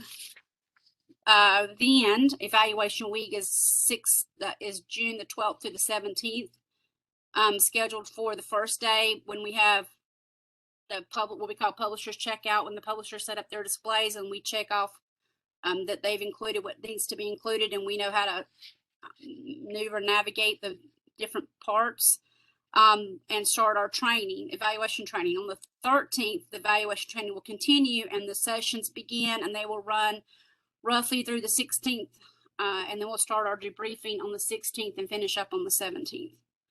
And then we come back together August 2nd through 3rd, where we will have our deliberations and reconsideration meetings. And on the 5th of October would be when the recommendations are presented to the State Board of Education by either the chair and or the co-chair, and Dr. Fair aids us in that presentation as well. So that's just a really quick timeline. It goes a little more in detail, again, in the invitation. But I will give you a couple of key points, and then if we have any questions or anything that you need more information on, I'll give you a minute or two to ask. But I know we're all professionals, and we all understand the commitment and the importance of this work that we're about to embark on. And given that we take for granted that everyone will attend the meetings as they are laid out in the timeline, So having said that, we're going to move forward to, it is taken for granted that everyone on the commission will be able to attend those meetings. And unless you inform Dr. Fair otherwise of an emergency or conflict, that is the expectation. It is important for our work going forward. So you have the tentative dates ahead of time. I would take the chance to look at your calendar, make sure you put those on your calendar. We are moving towards planning some face-to-face meetings. I don't know that we'll be able to do the 13th. We're working on trying to get some space at DPI. You can plan right now, tentatively, on the 12th being face-to-face, probably at DPI. And we will have we are planning on having evaluation week face-to-face at a location to be determined. Are there any questions? Trying to be mindful of time. I know everyone's got lots of things to do and we're 1 minute over, but if there's any questions, please ask. If you think of any questions, please reach out. Commissioner Ray, Linker, this is Commissioner Ray. I just want to make sure I have it in my calendar correct. So the April 13th will still be virtual. And tentatively, we're tentatively working on getting it face to face. We're just trying to secure the final part of space at DPI. Okay, so but go ahead and plan on May 12th being face to face. Correct. Okay. And our goal is to have that also at DPI if we can get the space there. If not, it may be at a different location. Okay, I'm putting it in my calendar right now so I don't forget. Thank you. Oh, you're welcome. And then again, I know evaluation week will be here before we know it. I mean, hey, I can't believe it's already almost April. But it's really imperative that all hands are on deck that week because it's really difficult to do our work of supporting the advisors. As many advisors as will be there with 5 or 6 people. Like it really needs to be if at all, and you know, if emergencies happen or if it's a whole week and you have a planning or a training that you have to do one day, it's okay to leave and come back. But like we really need to make a concerted effort to have everyone there on evaluation week so that we can support the advisors who are doing the deeper work that week. So having said that, in the next month, my goal is to get it before we come back the next time we meet. I will be sending a poll out just for you to tell me, like, here are the rooms we know that we'll have. What's your first choice, second choice, third choice, so that we can kind of get some assignments down so that you'll know what you'd be responsible for, with the idea of being hopefully at least 2 to 3 commission members in a room. And that's that doesn't look that much different than it did this summer, only our room this summer was virtually. And I am thankful that we did have a few, everyone that was able to attend actually manned more than one room. They kept control over their room or check on their room, but then they would go and spot in other rooms as necessary. So that's also an important part of the process. And having, again, quorum. If we do not have quorum at evaluation week, we cannot debrief the advisors at the end of the week because it is considered a meeting. As we are hopefully adding 10 commission members in the next month, 2 at the latest. They're in the process. It's a process to get them appointed to actually be able to attend the meetings. Right now, the number of quorum is 7. We have to have based on the number of filled seats. As those seats increase, the quorum will increase. And so we'll hopefully get back up to 23 sitting members, which means we have to have at least 12 to have quorum. So any questions about that? Okay. There's no other questions and we are 4 minutes over, and I really try to work hard on sticking on those time commitments. I think we would entertain a motion to end this meeting. Commissioner Ray makes a motion that we adjourn today's meeting. Commissioner Ray made a motion. Do I have a second? Commissioner Baldwin seconds. Commissioner Baldwin has a second. Dr. Fair, if you can do the call for vote. Commissioner Jody Ray Autry. Commissioner Autry, yes, adjourn. Commissioner Catherine Bailey. Commissioner Bailey agrees. Commissioner Ricky Baldwin, Commissioner Baldwin approve. Commissioner Marlena Blue, Commissioner Blue approves. Commissioner Aubrey Gadet,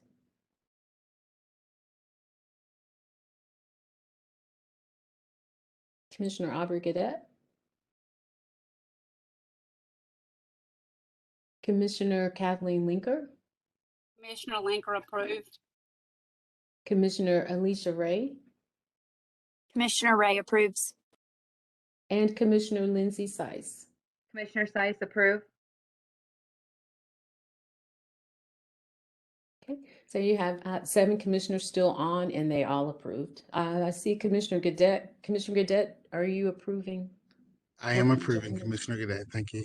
Okay, thank you. So everyone is on and approved. So that ends our meeting. I look forward to seeing what either face to face or virtually in a couple of weeks at our next meeting. Thanks. Have a great rest of your day.